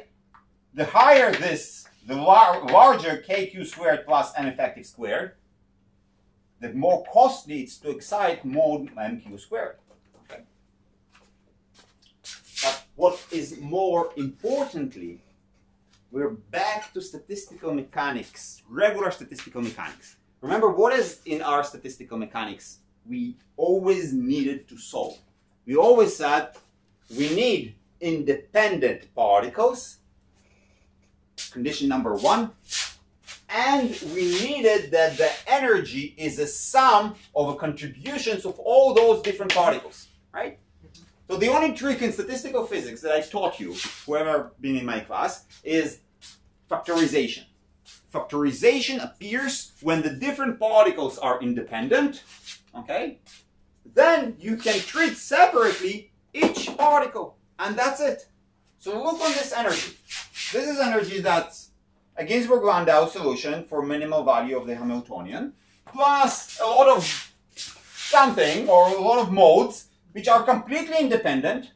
Okay, I don't know what exactly delta MQ is. I have to integrate over all possible delta MQs, but they're independent. If they're independent, I can treat separately each and every one of them. Okay, so remember, Z was delta M e to the power minus beta h. This is a partition function. Now you have another field, right? Now I have the following. First of all, the integration of, due to the factorization, I know that this is Z. Let's call it ZH0, okay, multiplied by Z of delta M multiplied over all of Q, okay, Z of delta M Q. This is what I got. I got factorization. Since all the delta MQs are independent, I have factorization of my partition function. I can treat each and single one of them absolutely separately. Okay? That's it. And what is Z delta MQ?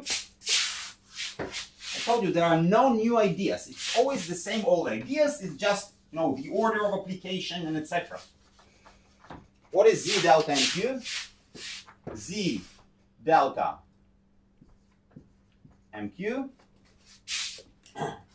It is, well, E to the power minus beta, the energetic contribution of this delta MQ. So it's 1/2 K Q squared plus M effective squared delta M Q squared. And I have to integrate over all the possible delta MQs. All the possible values of this D delta MQ. Including complex numbers? No. Well, no, you don't go to complex numbers. Well, it's a Fourier transform. yeah, no, but delta MQ could give you complex because you would. No. So it's over what you integrate when you go from. No, you don't need to. Right? Like So all the different values that delta MQ can obtain. Because like if delta M was like sine, then you would have delta M. So if you want to get Antisymmetric. If you have an antisymmetric, you would get complex. you want to integrate over all possible values of delta MQ, and you say I have to integrate over complex numbers. You know what? Fine. For antisymmetric. Fine. It's fine. It's fine. I can integrate over all the possible values of delta MQ. So if delta MQ can obtain complex numbers, I'm integrating over this. Fine. But this is, what is this? This is a Gaussian. Okay. So basically, what I obtain is the following. I have a field, a homogeneous field with a solution or mean field solution of the Ginzburg-Landau theory, mean field. On top of that, I have excitations, fluctuations. How those fluctuations behave? Well, there are these fields. They behave as harmonic oscillators. If they behave as harmonic oscillators, I treat, and they're completely independent, as of here. I don't really care what is delta M1 and delta M2, etc., etc. if they're whatever I like, I can treat each of them separately.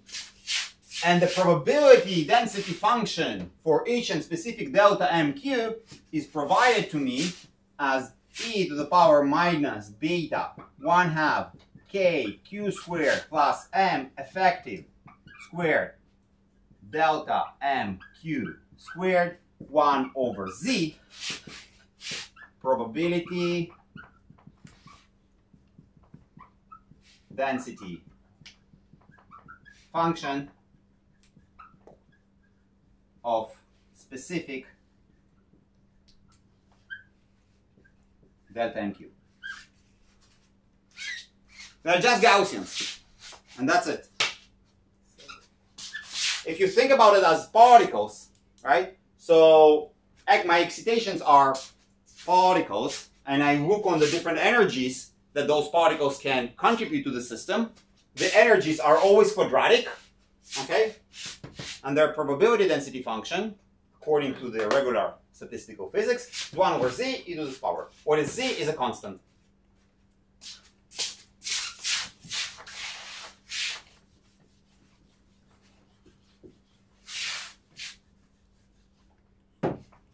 For example, I can compute the amplitude, okay? What is delta MQ absolute value squared? What is the amplitude? So if you think about it, okay, so each particle is just harmonic oscillator. Now this harmonic oscillator, because the thermal fluctuations, it can compute a lot of energy, smaller amount of energy. It depends on what is delta MQ actually is, and it fluctuates. Okay? Now we can compute the fluctuations. How we compute the fluctuations? Well, we know the probability density function. Why we know the probability density function? Factorization. Everything works well. What is this? It's just the variance, right? If I have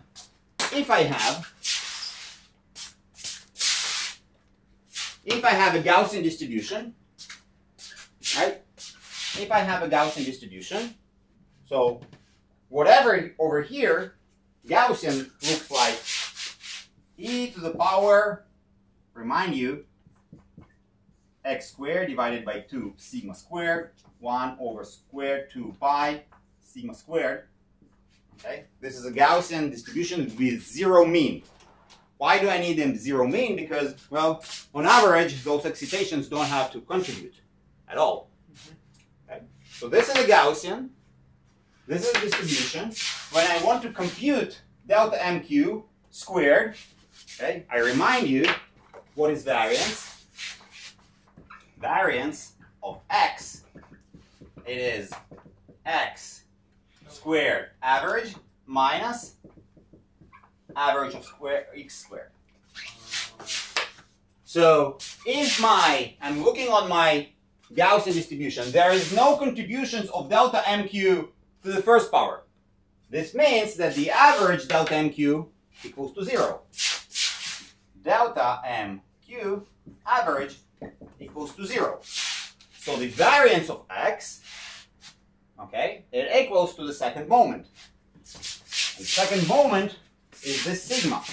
And I'm looking on this guy.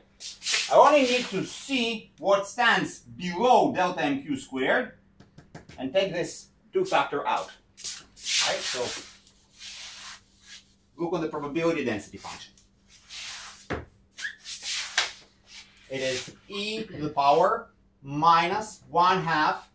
Here I have delta MQ absolute value squared. Okay, and below I have K Boltzmann T divided whatever stands over here.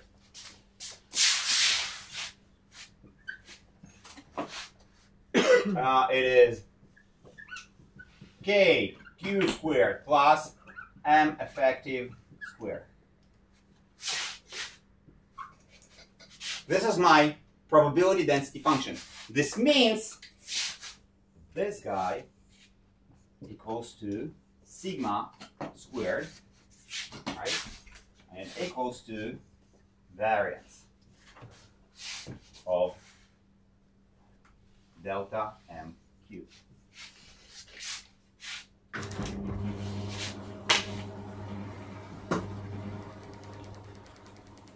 So what we have obtained? We obtained the average contribution of each mode.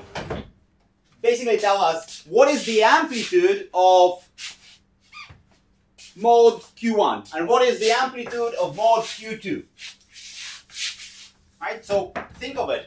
Those are waves inside the system. Each excitation is a wave with a wave vector Q. Okay, so it's have a wavelength of 1 over Q. Pi divided by Q. Okay? What is the amplitude of each wave? The amplitude of each wave is what stands over here. Right? Which is delta MQ absolute value squared equals to what? It equals to K balls on T divided by K squared Q squared plus M effective squared. This is how we know how the oscillations or the additional excitations come inside the system. How much it costs to actually get it inside? Well, the cost is sitting over there. How on average they contribute? What is the size of those fluctuations? On average, this is what you get. Okay? So I remind you, M effective squared, I forget it myself each time, it is T plus 3U M0 squared.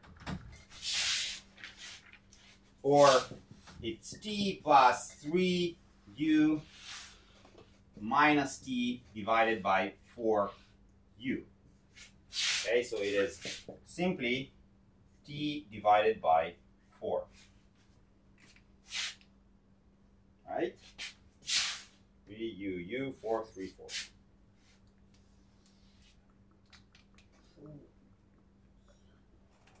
Yes?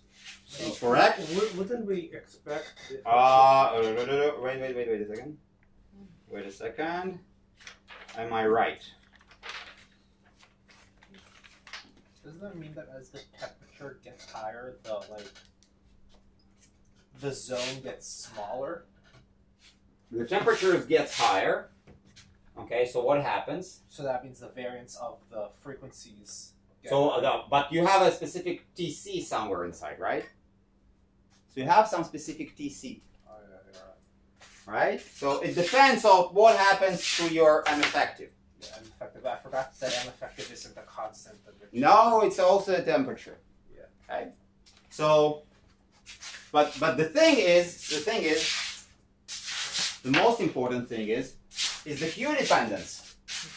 Okay, it's the Q dependence. So large Q,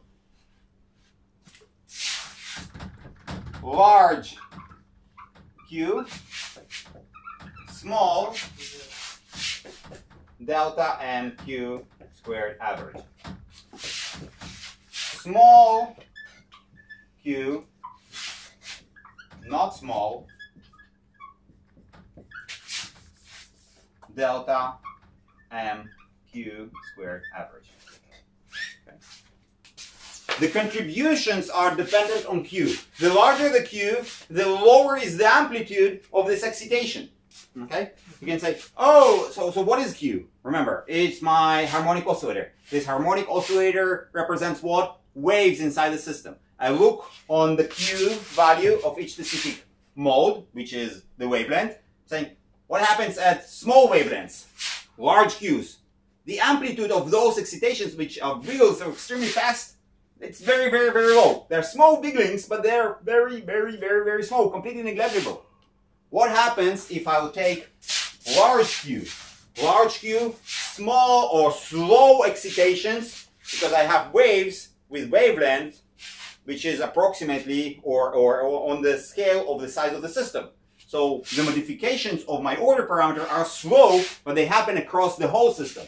Then the amplitude don't have to be small. It can be finite. Okay? Moreover, this size is never explodes. You can assume, oh, well, maybe the size will explode when Q goes to 0, but not. Because you always have this M effective over here, what will happen is that, is that it will always be non-zero value. So the amplitude of each excitation can become infinite. All right. The final thing that I want to tell you, well, I hope that I had the time to compute it, but we will postpone it to next lecture, is, well, Stas, it is very nice, extremely nice that you describe to us those independent excitations and that they, again, some harmonic oscillators, waves, exactly as in elasticity, but they describe something about what happens in Fourier space, right? The actual interesting value is not this Fourier space. The actual interesting value, okay, is something different. It's correlations. Correlations. What I mean by correlations, so let's assume that at specific position at space, the order parameter is not M0, it's a little bit less or a little bit low, but it's actually delta Mx, okay? So the variation of the order parameter at position x is delta Mx. And the variation of the order parameter at position x plus r is delta M x plus r. Okay. Now the interesting thing, because it's hidden space, is to ask the following question.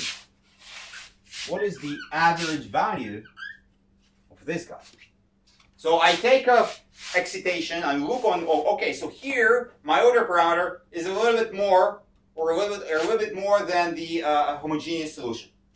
I'm looking around it. I'm saying, okay, all the neighbors are going also be a little bit more or a little bit less. So how this excitation, local excitation at specific x, is actually connected to the different excitations around it. Okay? So yes, we can understand excitations, harmonic oscillator, but the value that we can actually go into the lab and measure, understand what's happening inside the system. So if I have here a black spot, how large this black spot is going to be? If the excitations are only local, they are large. So this is called G of R. Well, because usually you don't care about where you measure the position, you only care about how far you go. So this is the correlation function. And the interesting thing, which I will show to you not today, but next week, is that G of R equals to 1 over Q summation over Q of delta M Q absolute value average e to the power I Q R. So there is a way to represent those correlations by using what we just computed a couple of minutes ago. So those amplitudes, the amplitudes of each mode, define how the correlation function looks like, how it's extended. So basically, is if I have a local fluctuation of the order parameter, how extended this fluctuation on average is going to be. Mm-hmm. Will it decay with R? Will it going to be spread over the whole system? We need to go and compute the correlation functions, the dependence on the temperature, in order to understand something. Right now I can say, well, it's nice that I have this amplitude, so small q's contribute something, large q's don't contribute at all. What happens in reality, in real space, defined by this correlation function? Yes? This is of course because of the derivative in the Hamiltonian, right? That's the way you connect different points in space. So I get into this representation. It's about the dependence and independence of different delta MQs. Exactly, because if you don't have derivative, So they're independent, and this is why. So the way how I'm going to do it, I'm going to plug inside the Fourier representation of this guy, the Fourier representation of that guy, do some math because they're uncorrelated. The different correlations of delta MQ is going to cancel out, and that's it. So it's a little bit of algebra, like 5 minutes. The nice thing is what we get, because eventually the result that we will obtain is called Ornstein-Zernicke decay.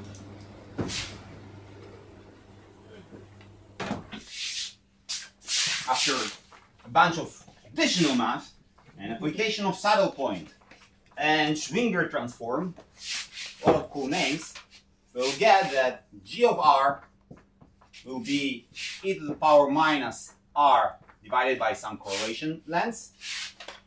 And here we will have divided by R to the power of D minus 1 divided by 2. So this is what we will get for this solution. And by finding this C and defining the dimensionality of our system, we can say how extended the correlations are, how they exactly affect each other. But all of those calculations and fun algebra we will see next week. Thank you again. Thank you. שם ה-Q בתוך הסיפור. איפה? הפונקציה גירים למעלה. שחד חלקי Q ואז חד חלקי Q. למה הוא רוצה חד חלקי Q? אין שם חד חלקי Q. לא.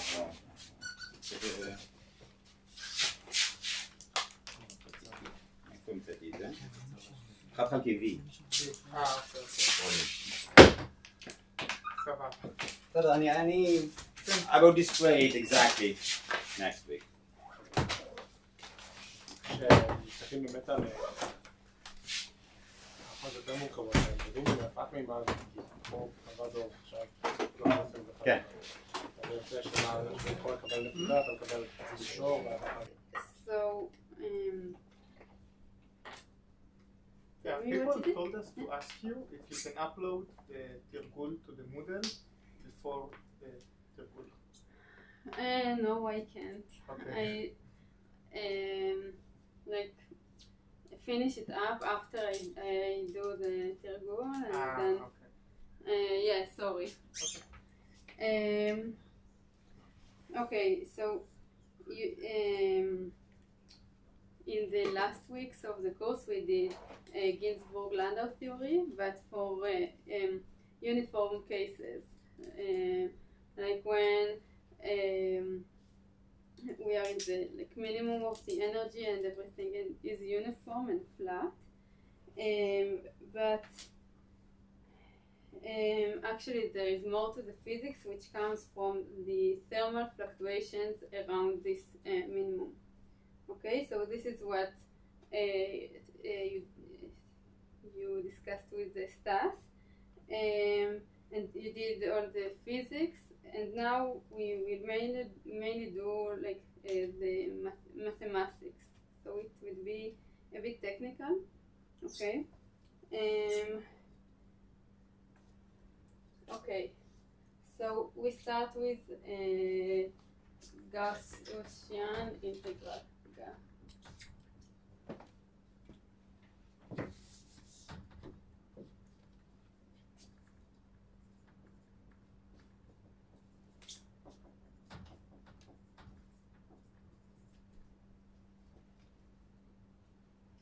Okay, so assume we have a Hamiltonian, quadratic Hamiltonian of a scalar field.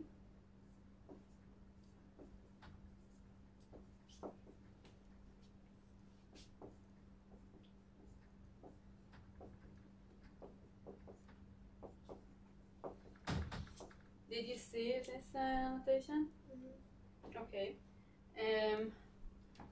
And this is the partition function, where this d phi is a functional integral. So instead of doing like straightly the functional integral, we do a discretization. Okay.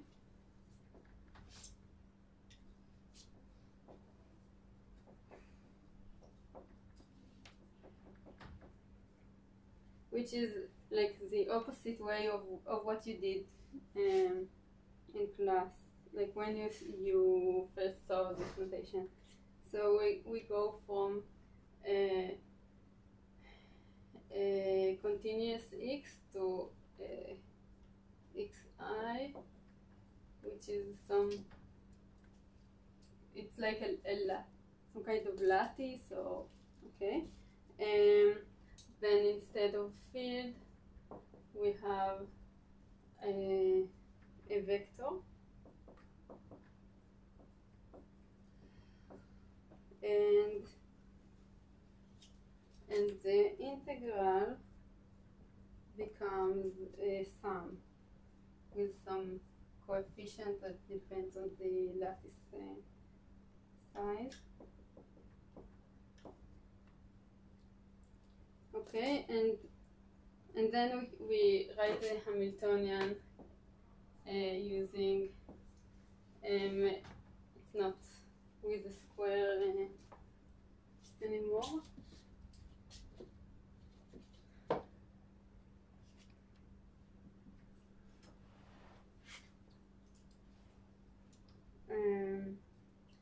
So the integrals becomes sums.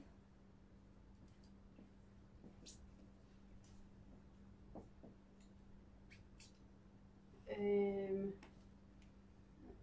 then we have phi. Okay.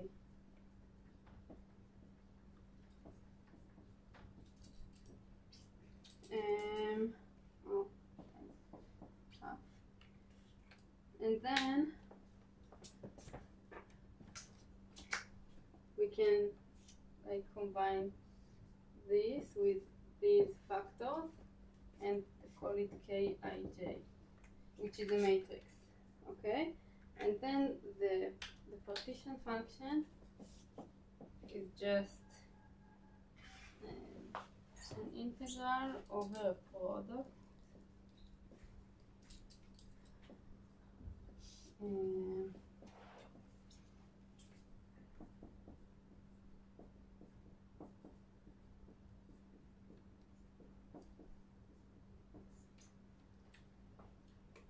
Okay.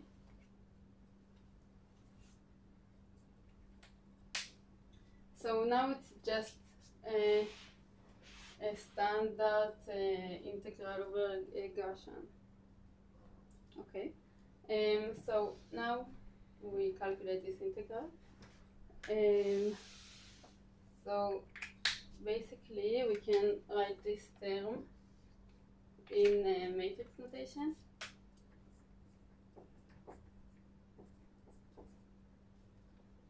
Okay. And then this matrix is not diagonalized, of course. So we know we can write it with some O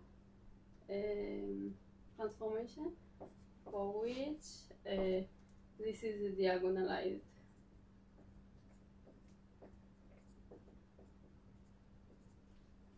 So this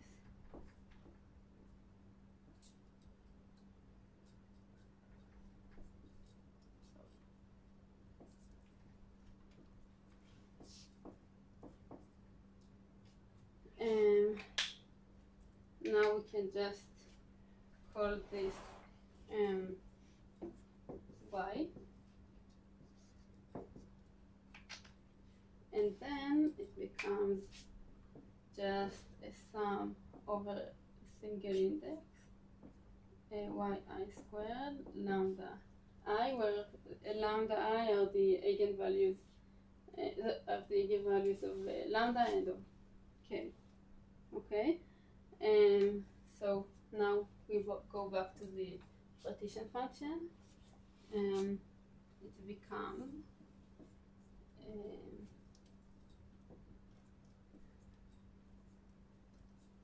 now it's dyi because O has to be orthogonal.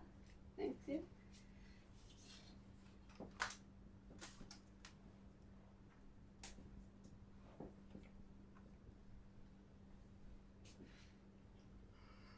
Okay, so now it just became a product of independent Gaussian integrals. So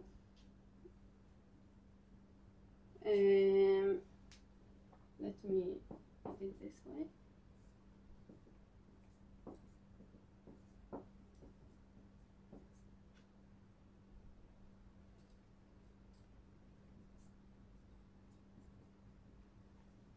Okay, so we can just use the formula for Gaussian integrals, which you will have to show in your homework.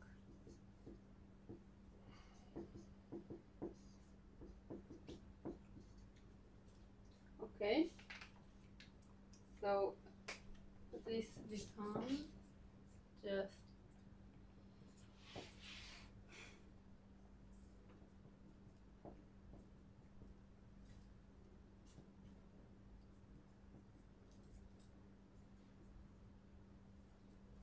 now the multiplication of the eigenvalues is just the determinant, okay? Okay. Okay. Now this is for the discrete case.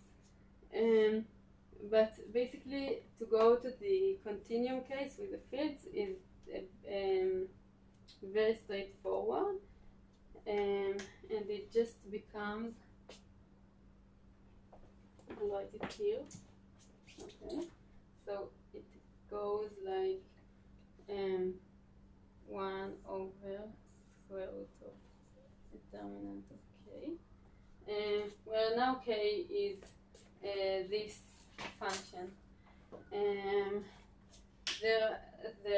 If you notice, then there is this factor of like it's kx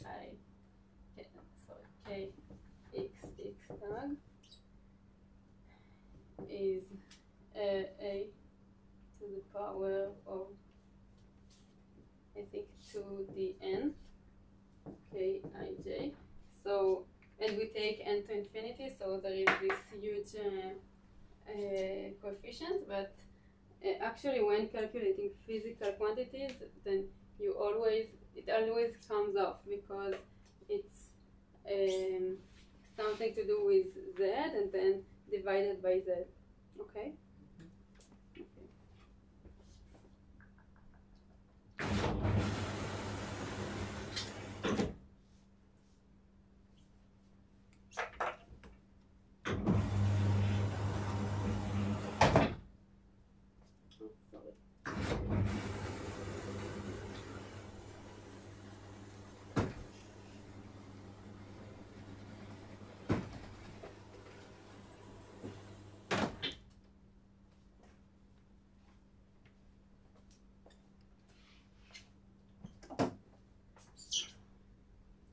Okay, now we do correlation functions.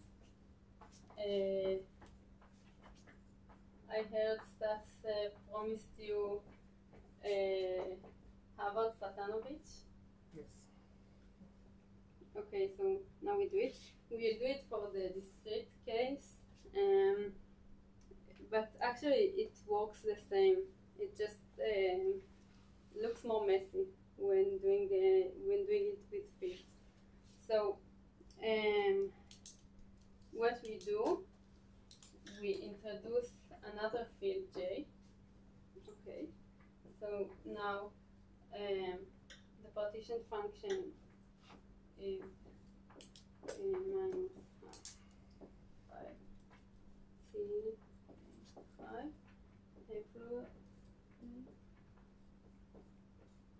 so this is the extra field. And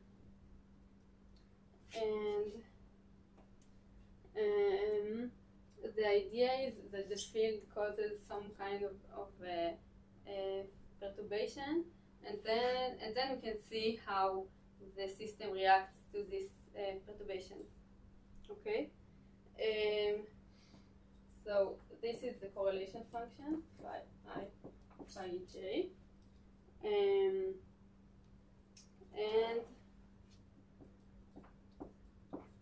you can see that it equals to this. Okay, this is the definition.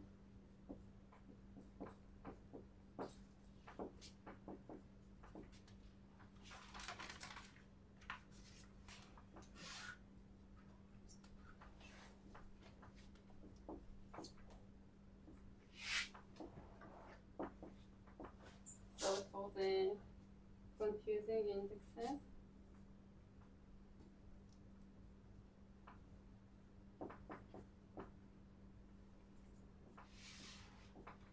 Why is the correlation function defined for j equals 0? Okay, so this is for j equals 0, right? So it's a specific case, or it is the general? Okay, when adding this j field is a trick. Okay. So now I'm gonna show how to use a trick, but this is just the definition. So this is the actual partition function of the system. Then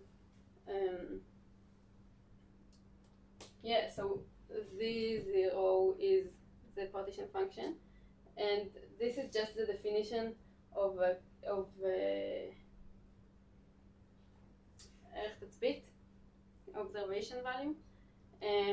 This is for a minute. Forget this trick. So it's not the general case; it's a specific case. No. This is the general case. Adding this field is just a trick to help you calculate this partition function.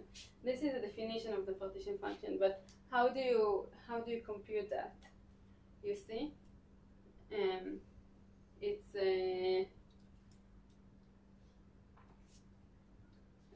a hard integral. It's a Gaussian with some field here. This is a trick to calculate it, and I explained the physical intuition of why to do that.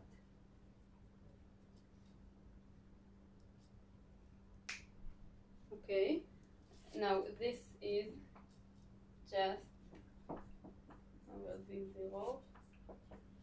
Z0 is just the actual z.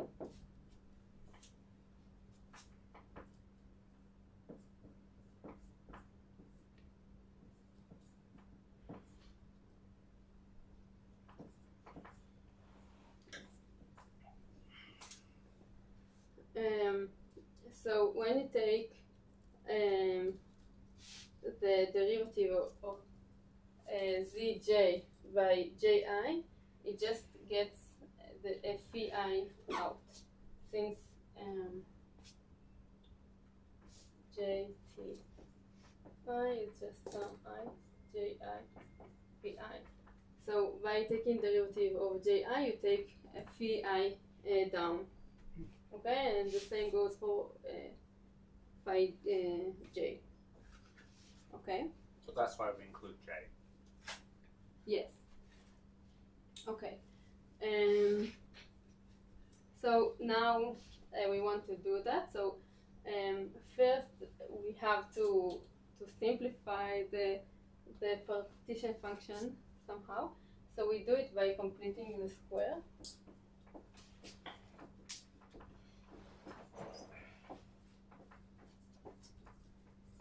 Which is about Satanovich. Okay, so we want to write a square term for that. For I'll just write it as h.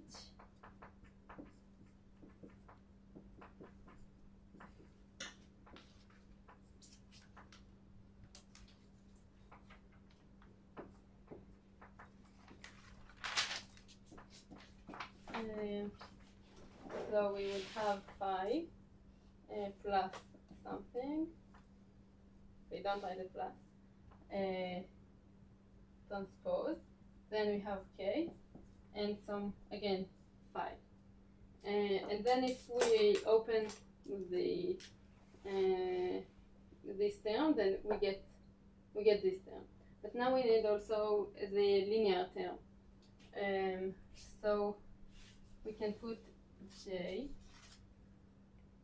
and then we get j phi, but sorry, it's a minus because we need a minus. But then we also get the k, which we want to get rid of. So we put here k to the minus 1, and same goes here. And now we open up this term.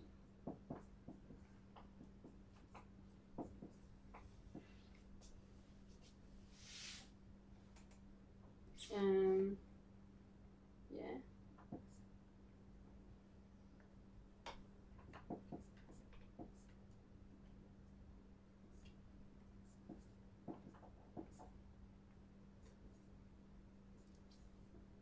They cancel out.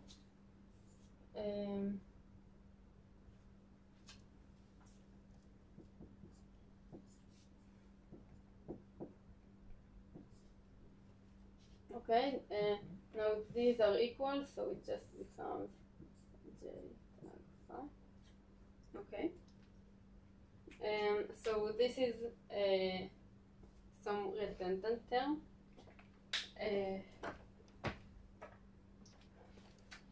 So what we do, we call it psi, and then j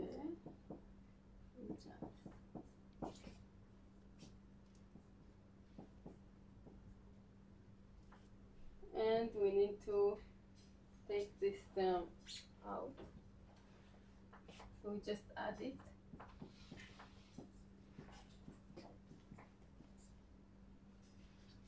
Okay. And now we can write zj and integrate psi out. Okay. So it's just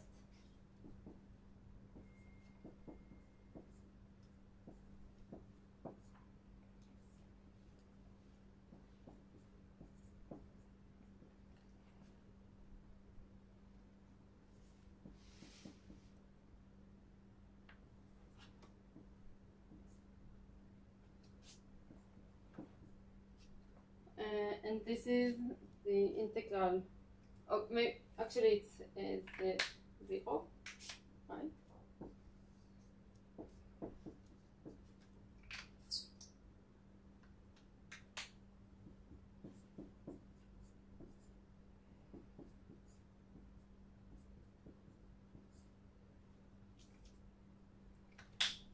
Okay.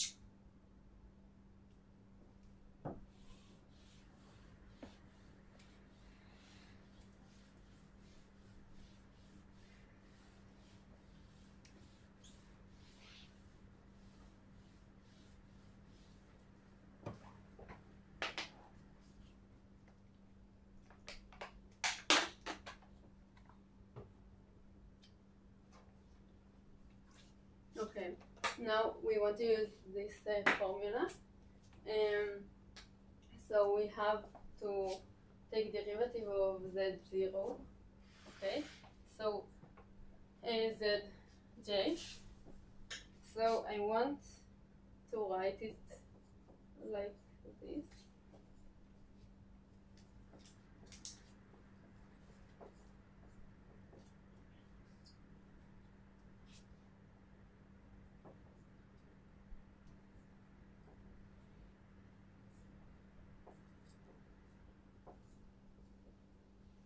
Okay, it will just make the math easier a bit.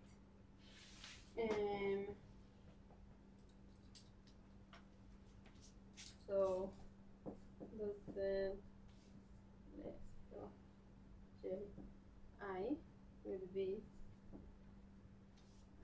z0 times the inside derivative.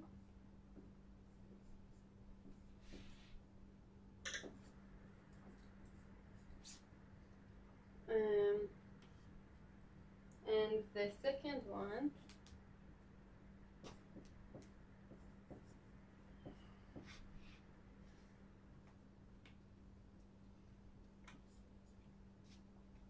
I'll change it to the yes.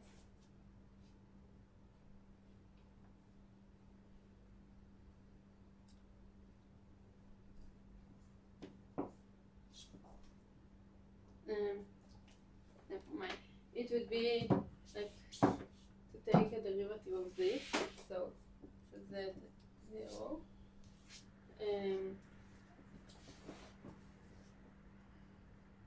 No, it's just the chain rule.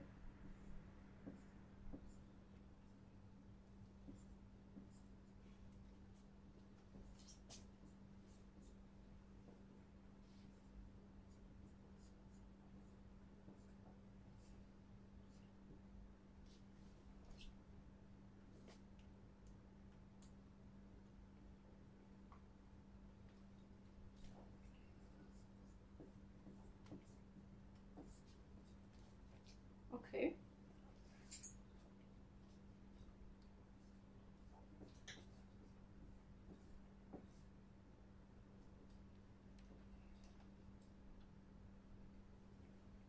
Shouldn't the exponent be outside of the parentheses? Yeah. Thank you.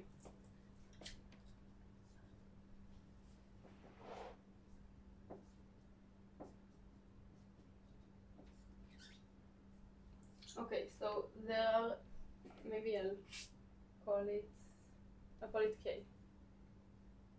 Or L. L would be better. Okay. So there are two cases. If L equals I, then we get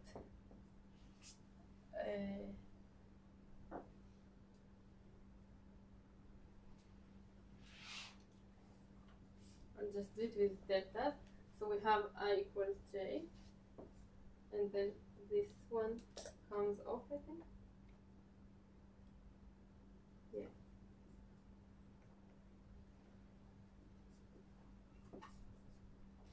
And the second one is when j equals L, then we have j I.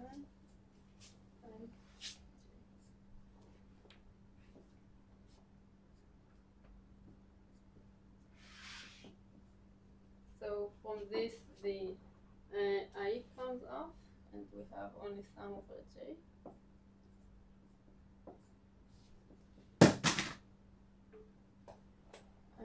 And here the j comes off.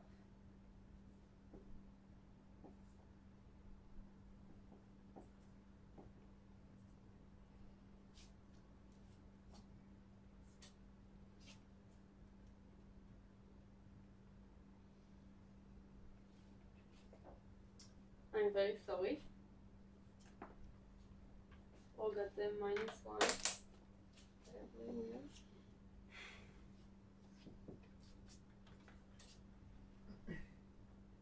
Yeah, okay.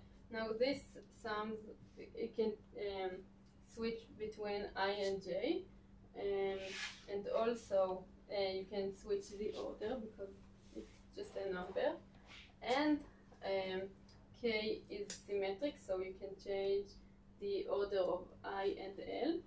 So you get that this is sum over, let's say, Why is K symmetric? Because it's omission and real. So yeah.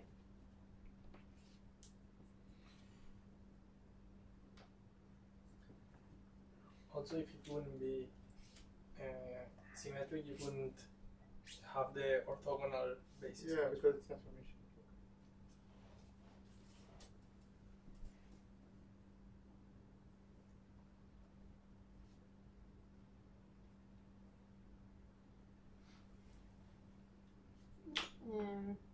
Yeah, okay. Now we go to the second derivative. So this one is not as long.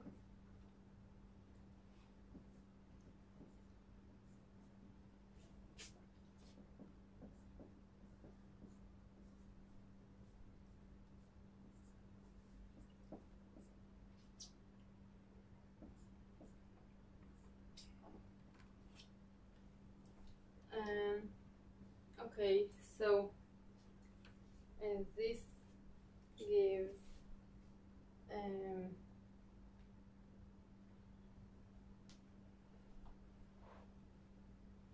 sorry.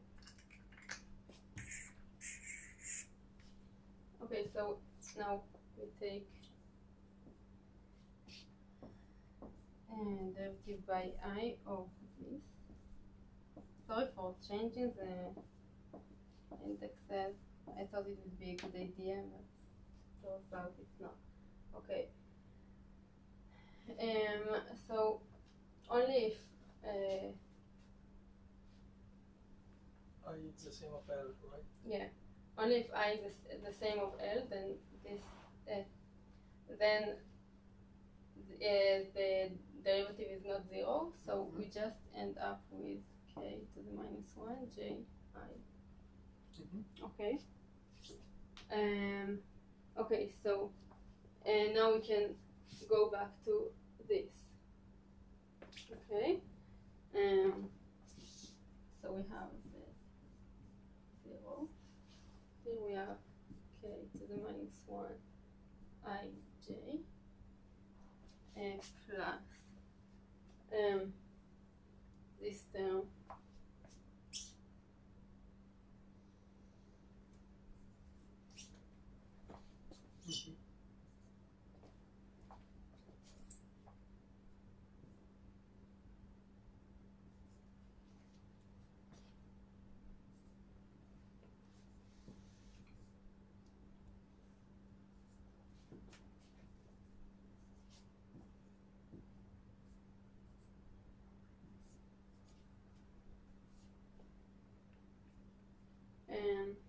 and we take it at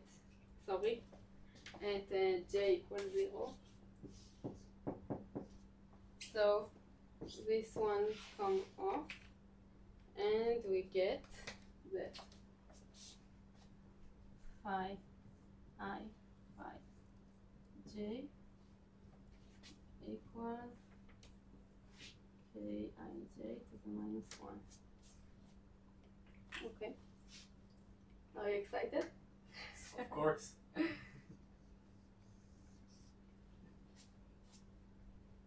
Okay. And what is it saying? Okay. So you can do basically the same thing for fields, and in the notes that I will upload, I will actually show a different way to do that. But basically, you can just take the discretized result, and you have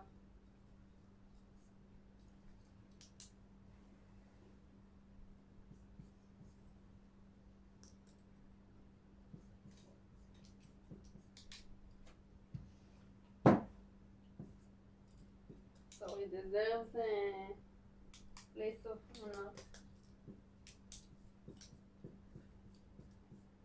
Okay.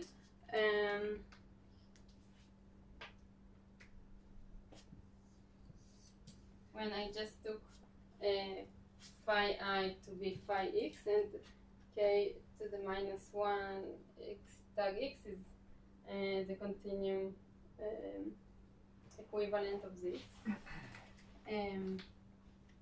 We actually will go back to it. Yeah. Okay.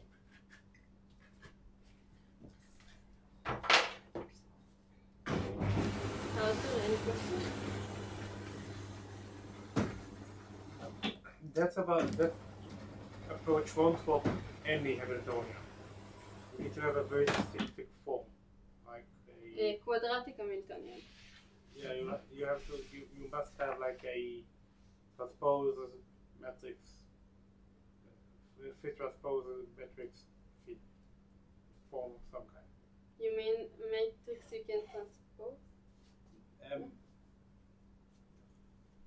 No, what I mean is that not all Hamiltonians will have this kind of like the first term in the region. This? Yeah. Yeah, so this is a quadratic Hamiltonian. Yeah, specifically only for quadratic. Yeah, but what the Ginzburg-Landau is based on is that the important features of every system could be presented this way, I think. Like a quadratic Hamiltonian with some fluctuations. And you have to find the right way to look at the system, like to find to see that it is this way. So first you bring the system to looking like that, then you make the okay. Yes.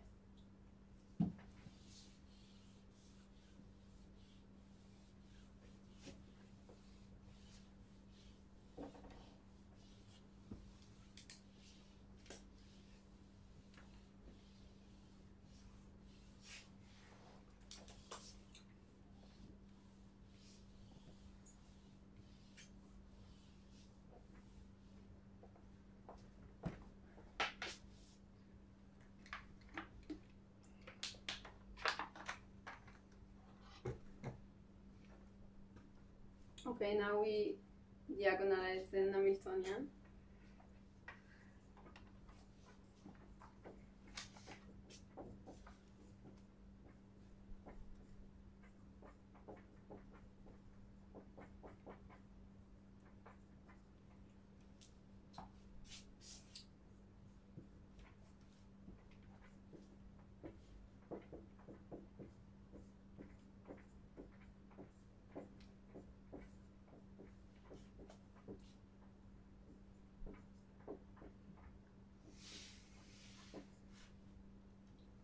Did you talk about the correlation function? Yes. Okay, no correlation length? You only mentioned it, but not really. Okay, so this is the correlation length. And we diagonalize it using a Fourier transform to solve this derivative. Did you do that? Mm-hmm. Yes. Okay, so I'll do it quickly.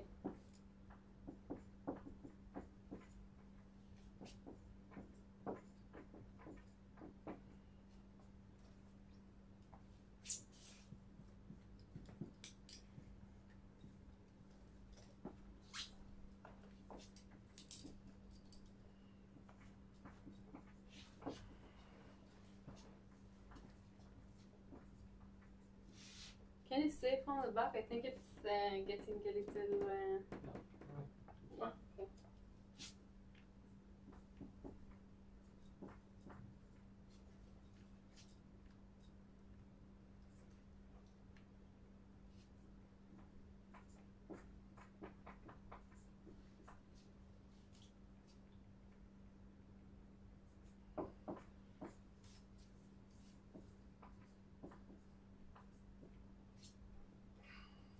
Okay.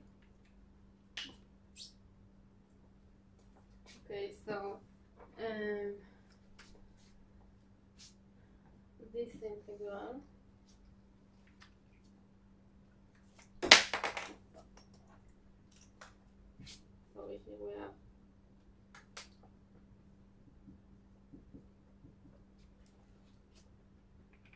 So this is just this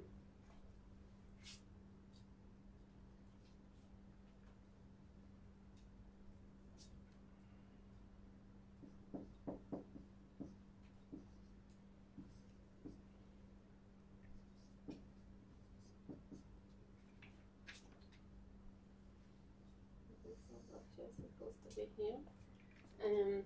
So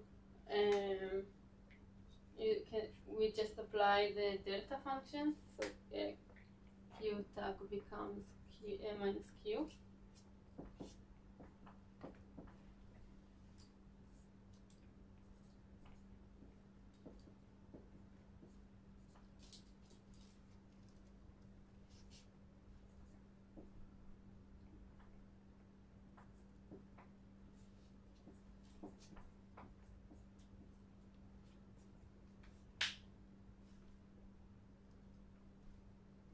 Okay.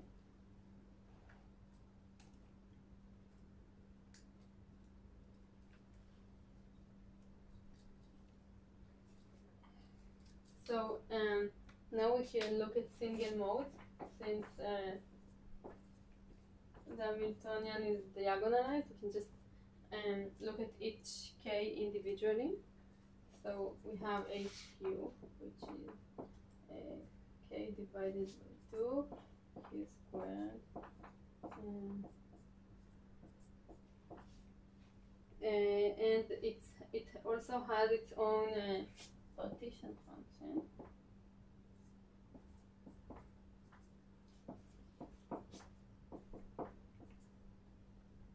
Okay.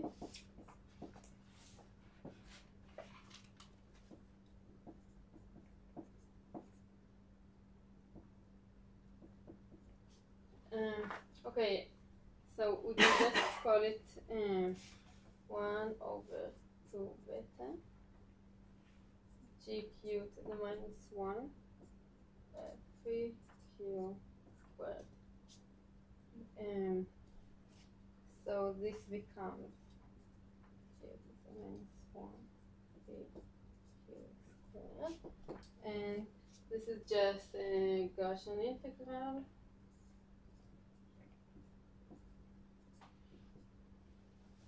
Okay.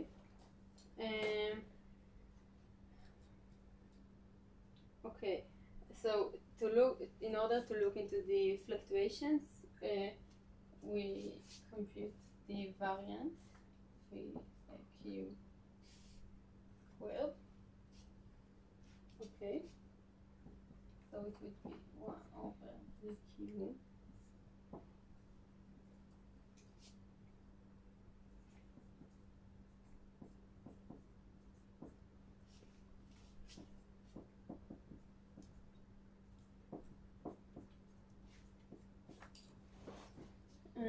And we can just do a trick, and we take a derivative like gq to the minus 1, okay,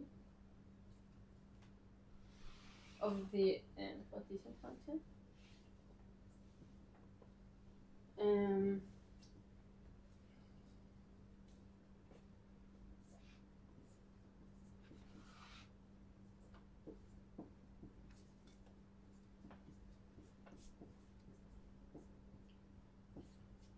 So the only correction we have is minus 2 factor.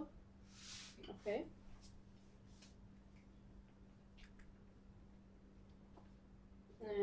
So this becomes 1 over zq times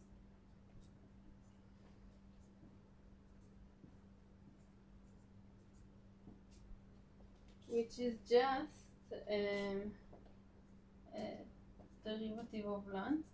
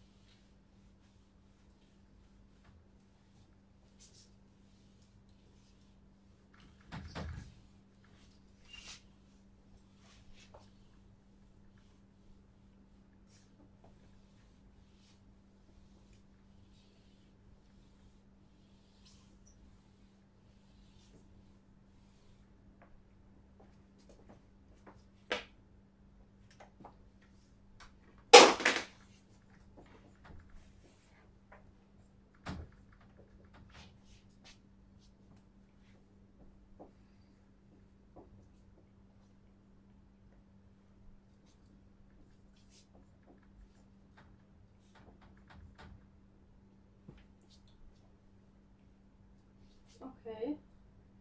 We know the ZQ. So we just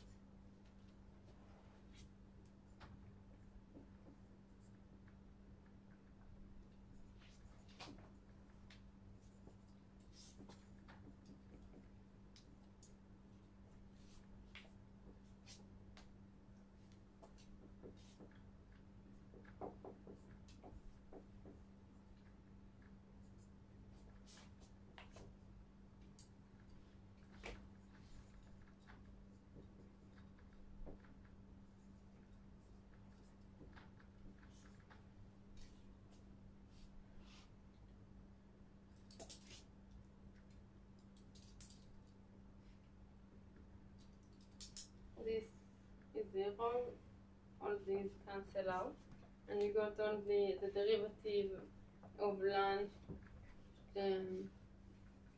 x by x, which is when this is x, so it just becomes and we know GQ, we defined it over there. So it just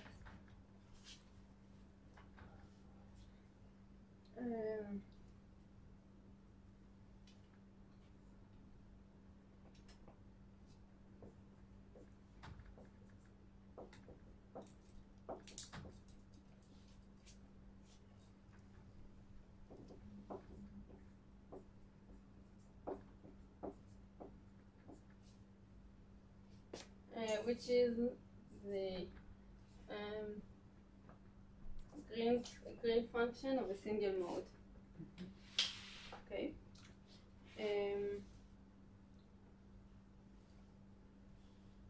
Okay, so the last thing we have to do is to take the correlation to the real space. I mean, the Green's function is like a correlation of a single mode. We won't do that, I'll just write the formula because we are out of time. So it would be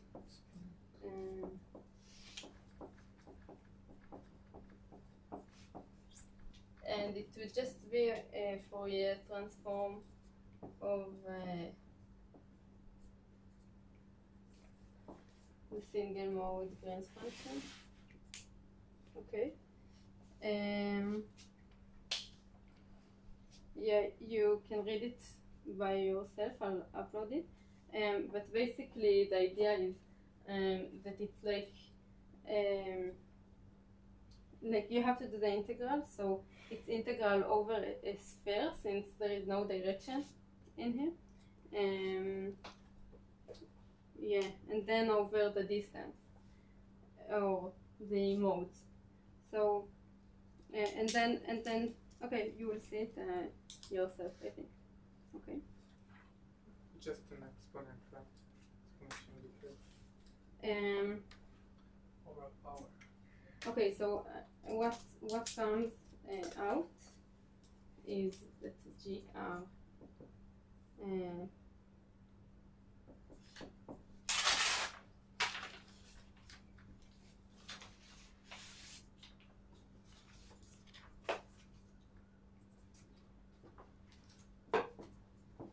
where this K is a modified Bessel function, and then you can look what happens when you go to R, which is larger than the correlation length, and then you see that there is some exponential decay. But if you take psi to infinity, which happens at the near the criticality, then you get something which goes like power law. So the fluctuations don't decay and they have some effect. Okay.